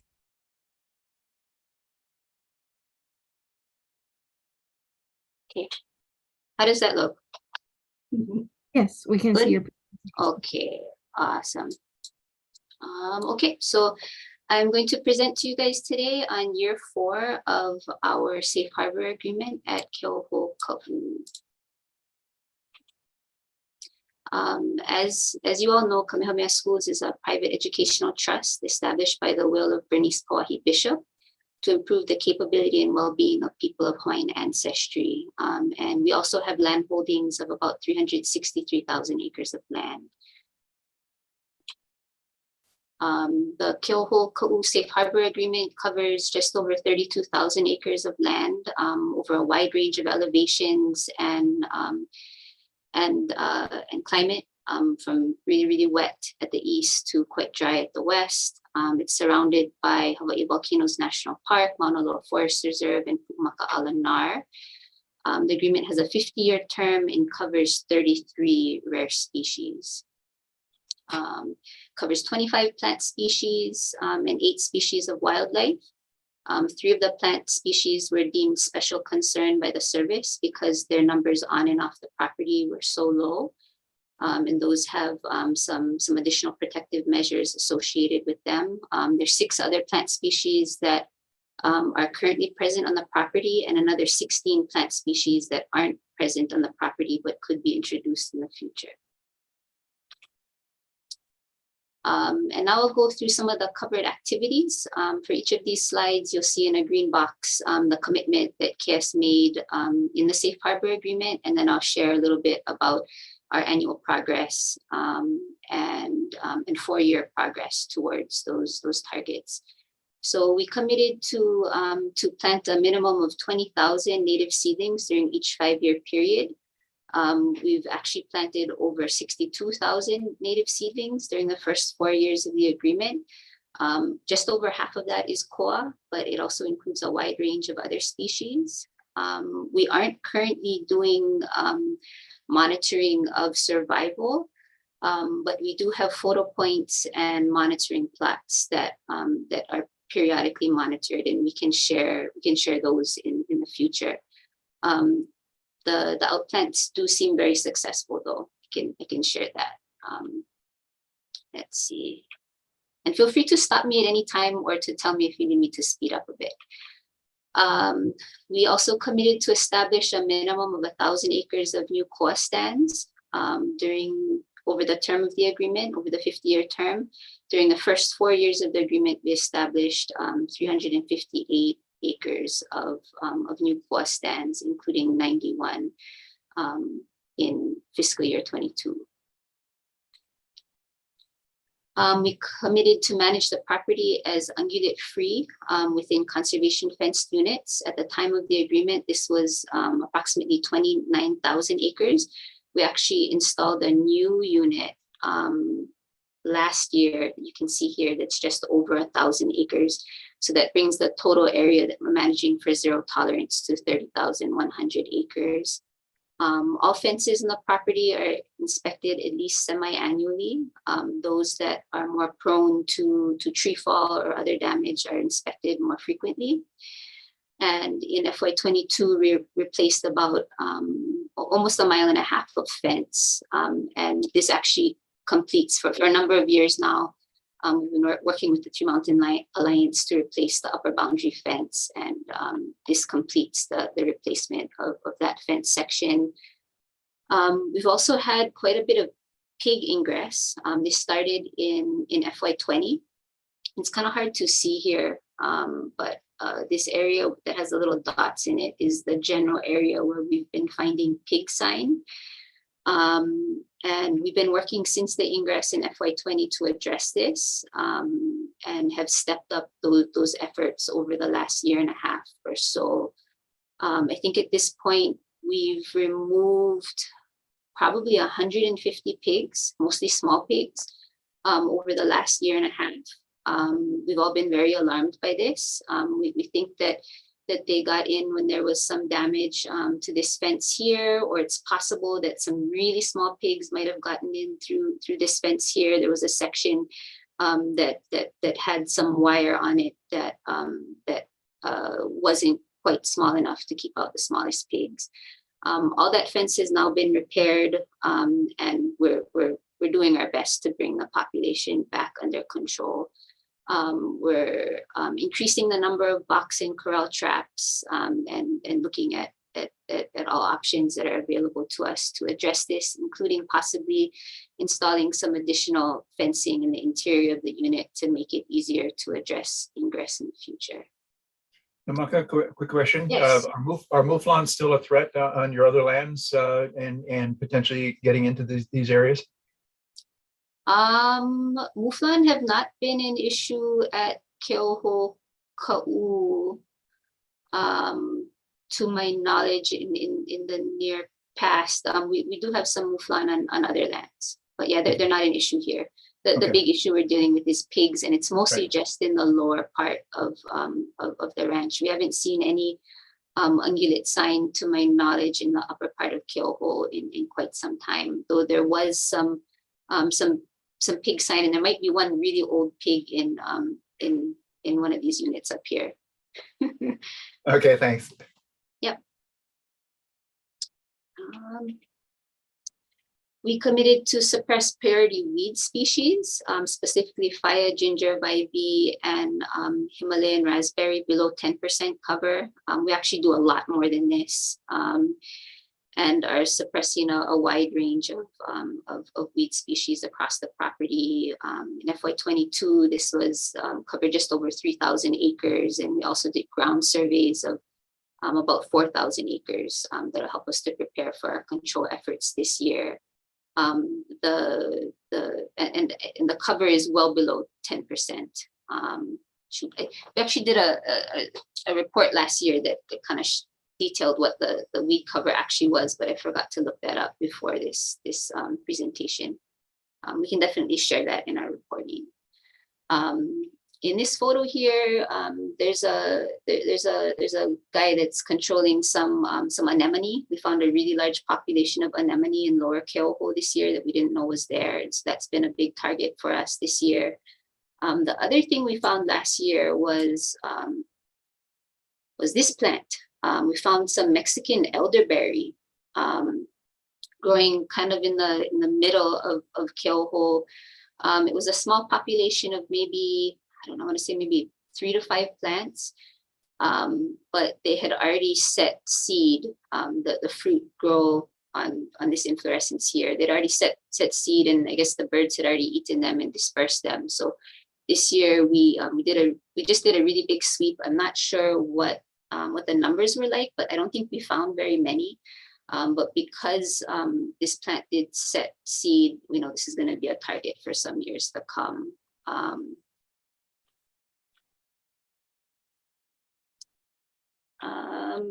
We committed to maintain storage capacity and distribution of water sources, as well as primary access routes, and we continue to do that on an annual basis. And while there weren't any commitments related to rapid ohia death, we've been working closely with the Three Mountain Alliance and BISC to do annual surveys. RAD was first confirmed in Lower Keoho in 2017, and we first observed symptomatic trees in Upper Keoho in 2021. Luckily, those have been very few and far between. There's very little RAD in Upper Keoho. Lots of dieback in Lower Keoho, particularly in the some of the ranch lands here that are unfenced, and also in that new unit that we just fenced here. One thing that's really interesting and also kind of concerning is that 10 symptomatic trees were tested in July of this past year. I think it was in this area here, and they were all negative. The Three Mountain Alliance staff noted that they did see a lot of longhorn beetle damage on these trees, and we're not exactly sure what the cause of death is, but it's something that we're going to be working to try to figure out. Okay, so now on to monitoring. For each of these slides, in the yellow box, you'll see the baseline from the Safe Harbor, and then the baseline monitoring that was committed to in the Safe Harbor Agreement. So for forest birds, we do annual monitoring of species occupancy, and then there'll be a canopy assessment that's done every 10 years. These surveys were conducted in February 2022, and all 4 species of endangered forest birds, as well as EO were detected. You can see the distribution here in this map. Nene surveys are conducted by DOFA. They do monthly surveys throughout the breeding season.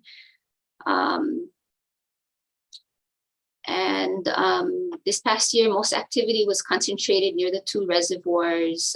There were no nests or nesting habits observed. The only nest that's actually been observed in the course of the agreement so far was in FY20.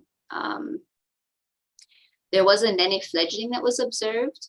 Here's a photo from the DOFA game camera up at the Nene Cabin Reservoir.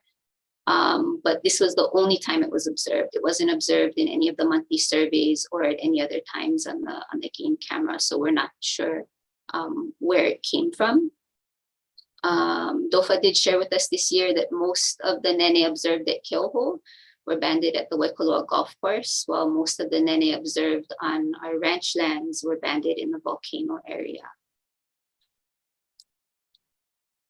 And over the course of the agreement, we've had 4 downed wildlife events, one in FY21 where there was a Nene carcass found in our Powerline Road Reservoir.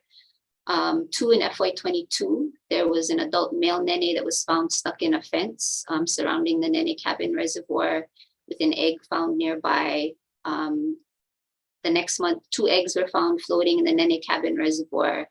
And this past October, a decomposed Nene carcass was found near the Nene Cabin Reservoir.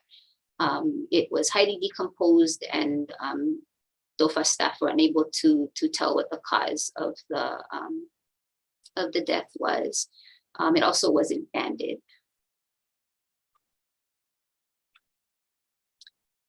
Monitoring for EO and Ope'apea consists of species occupancy surveys every 5 years and a canopy survey every 10 years. We're planning for species occupancy surveys this year. This is currently year 5. That should be pretty easy to do for EO, but we're still trying to find someone to help us do the Ope'apea monitoring. But are fairly confident we'll be able to get it done by the end of the year. And the last released alala were brought back into captivity in fall 2020. So there's nothing to report there. Monitoring for endangered plant species. This is the most complicated. There's a lot of them, and it's kind of difficult to keep track of all of them. One thing I will say is that in terms of baseline monitoring, the agreement envisioned that that PEP or DOFA would survey the PEP species annually. Other founders would be surveyed every 2 years by one of the agencies. And if those didn't occur, then KIES and a survey of outplants would be conducted every 5 years. And if this didn't occur, then KIES would conduct a survey at least once every 5 years. The agencies are short-staffed in this area, and so most of the monitoring to date has been conducted by KIES and our vendors, with some monitoring by PEP, but they're really busy. So in FY19 and 20, we conducted a comprehensive survey. We actually funded PEP to do this work. And we found that 2 species, Phylostygia erasmosa and Plantego hawaiiensis, were no longer present on the property. Their numbers were really low to begin with. There was only 1 wild Plantego hawaiiensis, and there were 4 Phylostygia erasmosa outplants.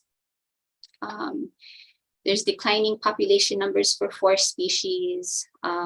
We observed natural regeneration of 2 species, the Vicia menziesii and Cyania shipmanii. And this survey also located new populations of 2 species and new individuals of one other species. Based on this, we requested a baseline adjustment due to outplant mortality for 5 species which had lost outplants. It was something that was envisioned in the agreement that I'll talk a little bit more about in a bit. In FY21 and FY22, we conducted some supplemental survey and found new populations of 3 species. This was in addition to the new populations that had been found in the previous survey. And we also detected 3 new species, Exocarpus menziesii and Senicula sanwicensis, that are both endangered. I think 1 individual was found of each of these species, and Phylostygia macrophylla, which is unlisted, but it's extremely rare. My understanding is that this is the only extant wild individual that's known. And the report that we had from our vendor was that it was very vigorous. It was sprawling across the forest floor and climbing 3 meters into the understory of the forest, and occupying an area of approximately 75 meters with mature fruit on some of the highest terminal ends of the branches. Our vendor did not collect any fruit since they were not permitted to do so under that contract agreement, but it's something that we plan to do in the near future, is to revisit that plant and to make collections. Some other endangered plant species updates. We shared with you last year that we were planning to reroute a fence. You can see the old fence here. There's a very healthy population of Phylostygia velutina that has been growing through this fence for some time.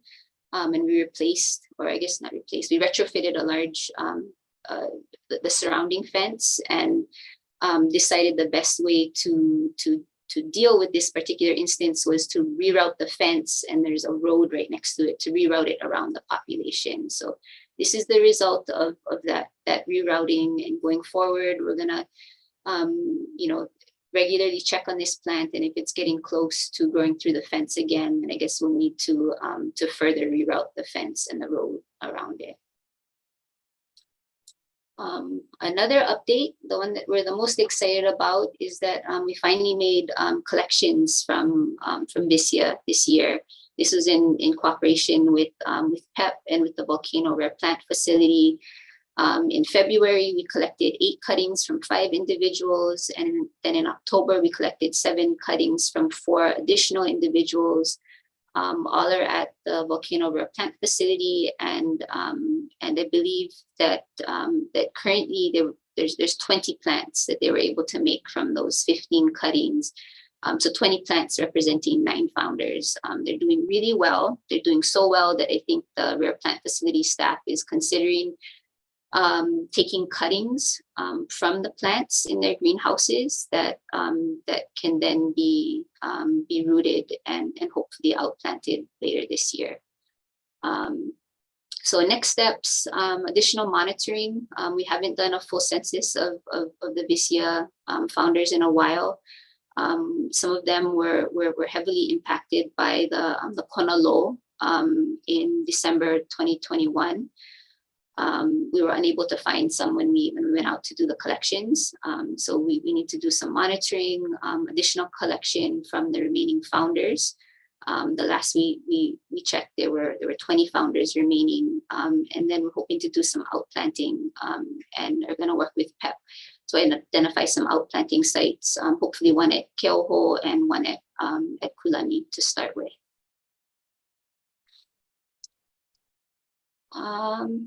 Okay, so next steps for endangered plant species, we're going to continue to do supplemental survey, focusing in particular on Plantago hawaiiensis and its habitat to see if we can find any additional founders. We'll be doing additional collection, especially from the remaining Visia founders, and also of the Phylostegia macrophylla, even though that's not included in this agreement. And outplanting, especially focusing on Visia, Phylostegia rasmosa, and Plantago hawaiiensis, since those two are no longer present on the property. And then we're also wanting to revisit our amendment request. And I was asked to go over that with you guys in a little bit of more detail today. So this is the amendment request that we shared with you guys last year. First, that we had wanted to, at the time, to decrease baseline for EO and OPEA habitat due to the 2008 wildfire. Decided not to pursue that at this time, and to focus instead on the other two requested amendments. The one that's the most important to us is decreasing the baseline of 5 species due to outplant mortality that occurred in the first 2 years of the agreement.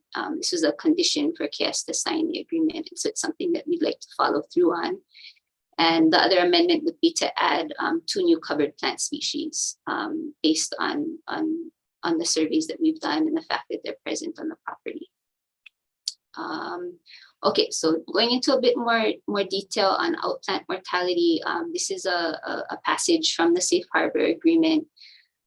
Maybe I'll just go ahead and read it. It's kind of long, but the agreement says, because of the documented poor survival of outplants of some species, the long-term uncertainty of survival for outplants not regenerating naturally, and lifespan considerations, the baseline for outplants may be modified administratively with approval by the agencies in the ESRC. Revision would only occur based on a comprehensive survey of all outplants currently in the baseline for a species, documenting the number of individuals still alive and dead. The new baseline would be the baseline in Table 4 of the agreement minus the dead individuals that died of natural causes. Acceptance of the baseline revision will only occur upon submission of a report documenting the survey methods and results submitted to the agencies within the first 2 years of the agreement. And this is something that would only happen this once. We won't continue to request amendment of baseline due to any additional outplant mortality. The reason this was included in the Safe Harbor Agreement was because we had done a lot of outplants in the years prior to the agreement. Some of those outplants were really young. Others weren't doing well because of either where they were planted or because of lifespan considerations. And so we envisioned doing this just once over the course of the agreement. The Safe Harbor Agreement was signed in June 2018. We immediately started work on this report, on surveys in the report, which was completed in December 2019. We verbally presented a summary of the report and baseline request to Wildlife Agency staff at a biannual meeting. But we didn't formally submit the report until August 2020. We submitted it as an appendix to our annual report. And we didn't formally submit a written request to amend the baseline, even though we had summarized the request in our previous year's annual report. We didn't submit the formal request until June 10th, 2021. The DOFA AG then determined that we would be unable to follow the specific baseline revision process that was described in the agreement, the section that I just read to you, because the written report had not been submitted to DOFA by the second anniversary of the agreement. This doesn't mean that we can't still request this amendment. We just can't follow that process that had been laid out in the agreement. Instead, this would need to be considered as either a minor or a major amendment. And so that's why we're coming to you folks today, is to request, well, I guess to outline our request, and then, you know, once we get comments back from you folks, we can submit a formal written request. So this is the request. We're requesting to reduce the baselines for 5 species due to outplant mortality. For Cyanea stichtophylla, the baseline was 104 outplants. We're requesting to reduce this by 12 to 92 outplants. For Phylostegia erasmosa, there were 4 outplants. And we're requesting to reduce this to 0 for Clermatia lindsayana. It would go from 19 outplants to 6. For Cyanea shipmanii, from 463 outplants to 281, and for Phylostegia volutna, from 9 outplants to 0 outplants. This does not affect the baseline for the founders at all. And again, this is the only time that we anticipate coming to the agencies to request this kind of amendment based on outplant mortality. I will have you note that for 3 of these 5 species, there were no founders to begin with at the beginning of the agreement, that the entire baseline consisted of outplants.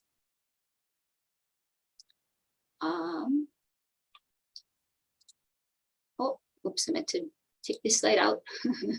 Okay, the other thing that we would request, the other amendment, is to add these two new covered species, the Exocarpus menziesii and Senicula sanosensis, to the agreement. I'm not sure if the baseline should be 0 because we weren't aware of it at the start of the agreement, and probably would not have become aware of it if not for the detailed surveys that KS conducted, or if the baseline should be the current number of individuals, which I think in each case is 1, but we can go back and look that up.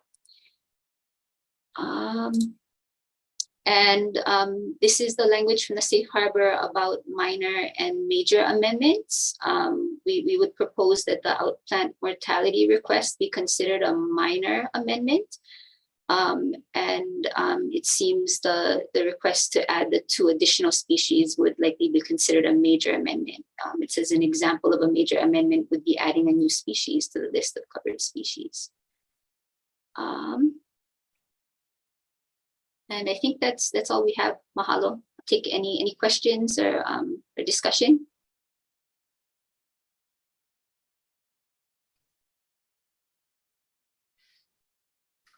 Thank you, Namaka. Excellent presentation as usual. Couple things.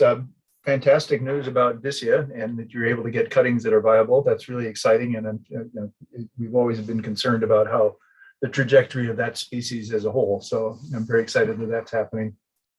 Phylostygia macrophylla, that's really exciting to find that, and I'm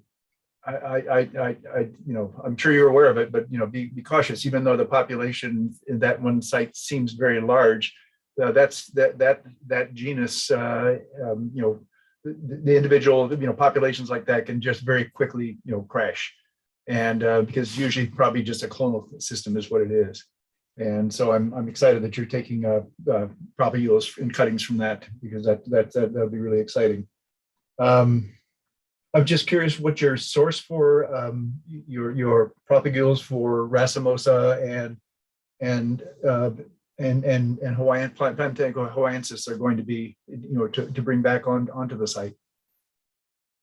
I'm not sure. We'll be working with PEP and DOFA to identify an appropriate source.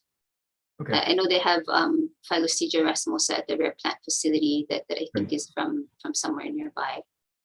Okay, well, it's good habitat for it, so that'd be really exciting to have that. I'm just also curious in terms of the reductions. You know, you requested amendment reductions and so forth. How did you come up with the numbers for what you're looking at to reduce there? I mean, it seems like they seem to be very, very carefully calculated. Are they a percent, or how did you come up with such numbers that were not necessarily rounded up to 5s or 10s or something like that?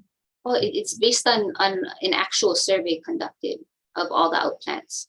Okay. So we conducted a survey in over the first 2 years of the agreement.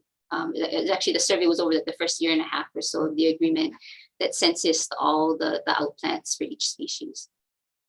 So it's based on actual mortality. Okay. No, it sounds like a reasonable request, and certainly it's something that I think the ESRC can and should consider. Thanks. Hello, Jim.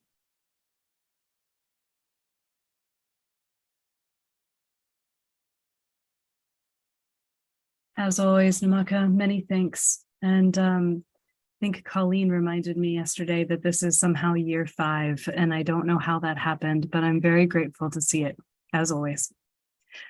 For the benefit of the ESRC, I'll just say that on the federal side, we're very supportive of the amendment, and well, we need to talk about the exact process, but we're planning on proceeding on our end. I think that both make sense. Namaka, I don't know how to answer your question about the baseline for the 2 new species, but that's something that we can talk about offline and just make sure that we are clear on what we're going to do and how we're going to write it.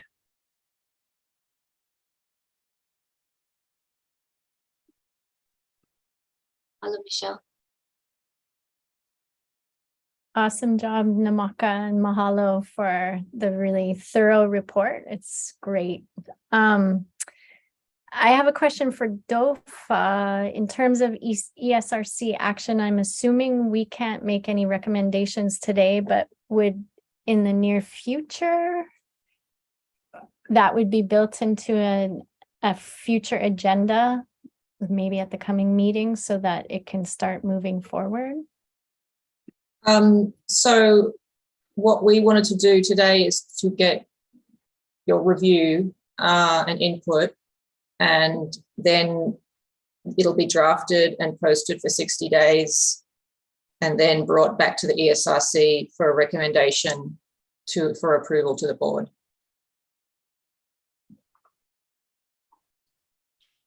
Can you refresh us on the difference between a minor and a major? It sounds like there's both of these are pathways that need to be taken.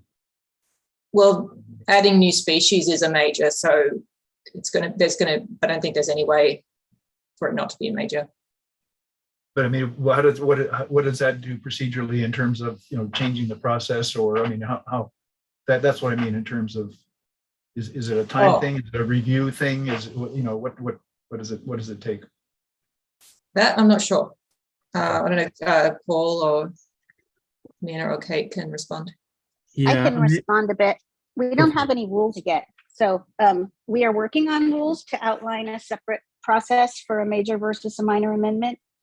The minor amendments most likely can be approved with agency and ESRC review only and don't require board action to modify the permit, whereas a major amendment usually requires the board action to modify the permit. And this one, because we'd be adding new species, is going to result in an amended permit and therefore will require board approval.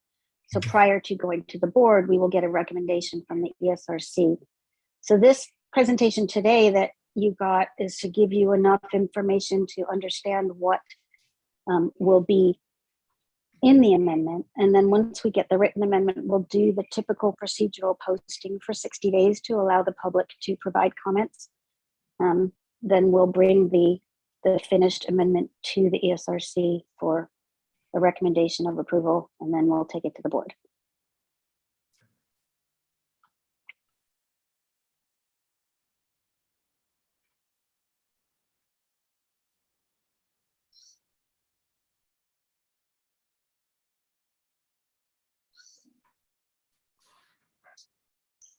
Very exciting to see what's happening with this Safe Harbor. Namaka, you and your staff and the people you're contracting with are doing an excellent job. And this is, at a previous discussion we had, I lamented about the challenges with safe harbors, and this is what makes me feel good about them. Mahalo, and I didn't say it in the presentation. I put this together kind of quickly, but we wouldn't be able to do any of this without all of the help from from the agencies, the really amazing partnership with the Three Mountain Alliance and everyone else that's helped out with this. So it's a team effort, and we really appreciate all of you folks as well.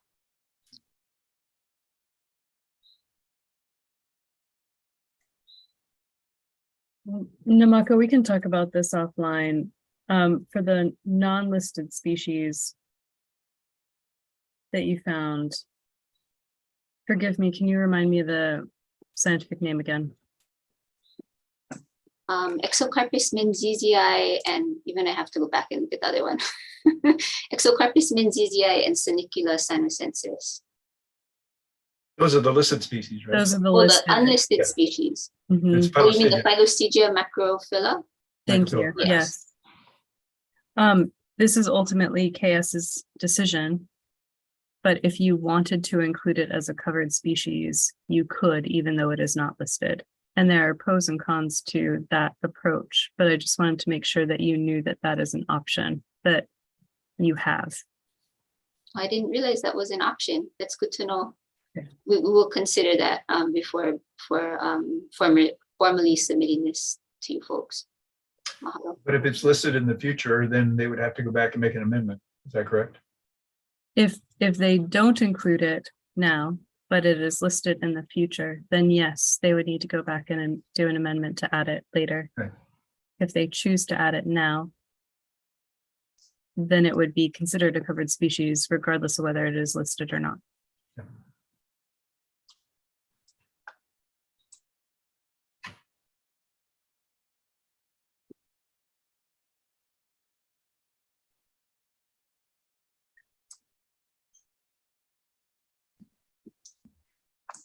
Do we have any more comments or questions or recommendations from the chair, from the committee? Keep doing what you keep doing. For sure. Yeah. Mahalo, everyone. Aloha. Aye.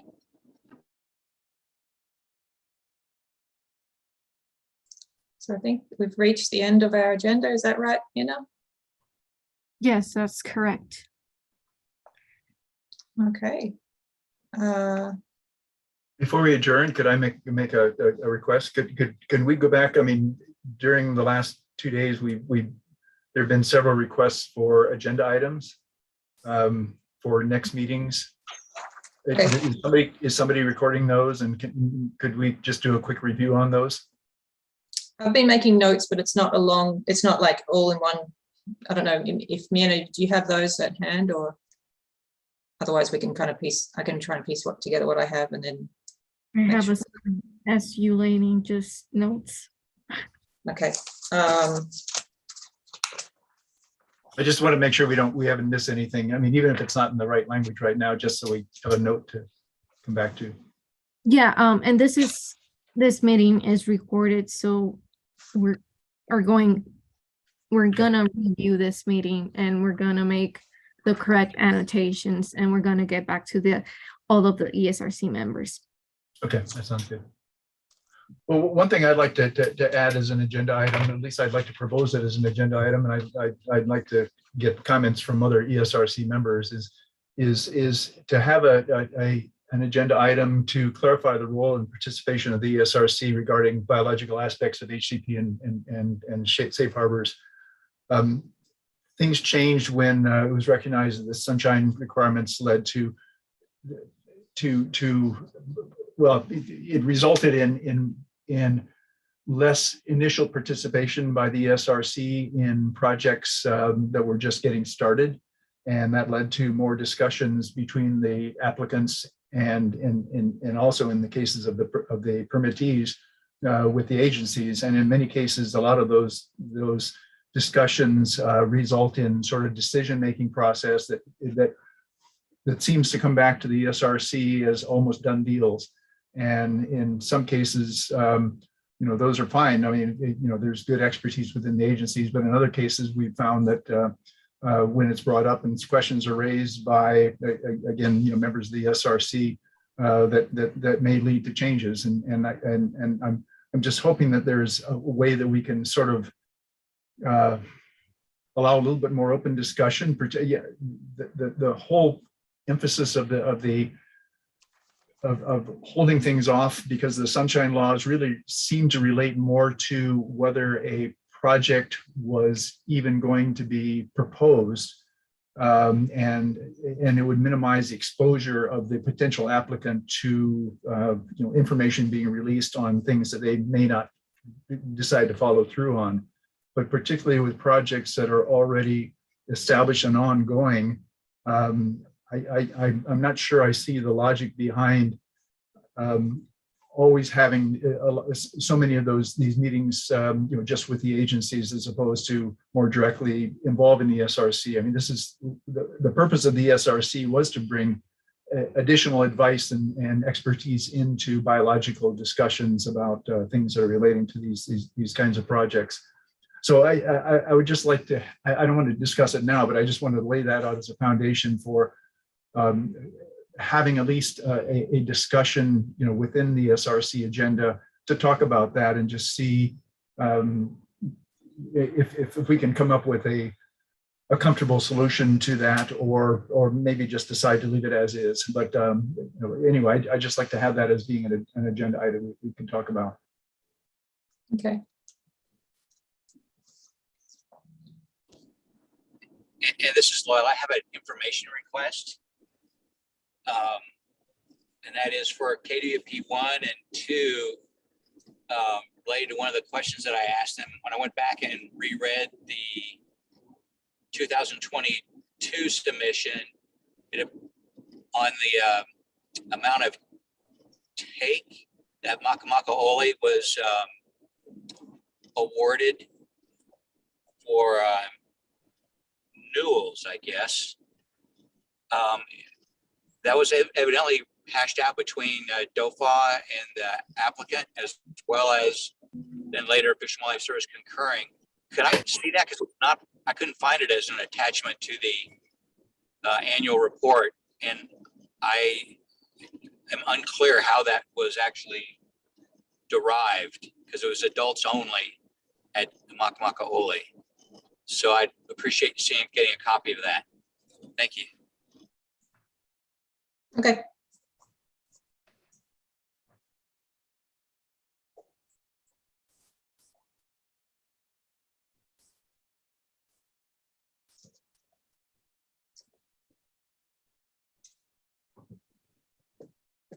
Anything else?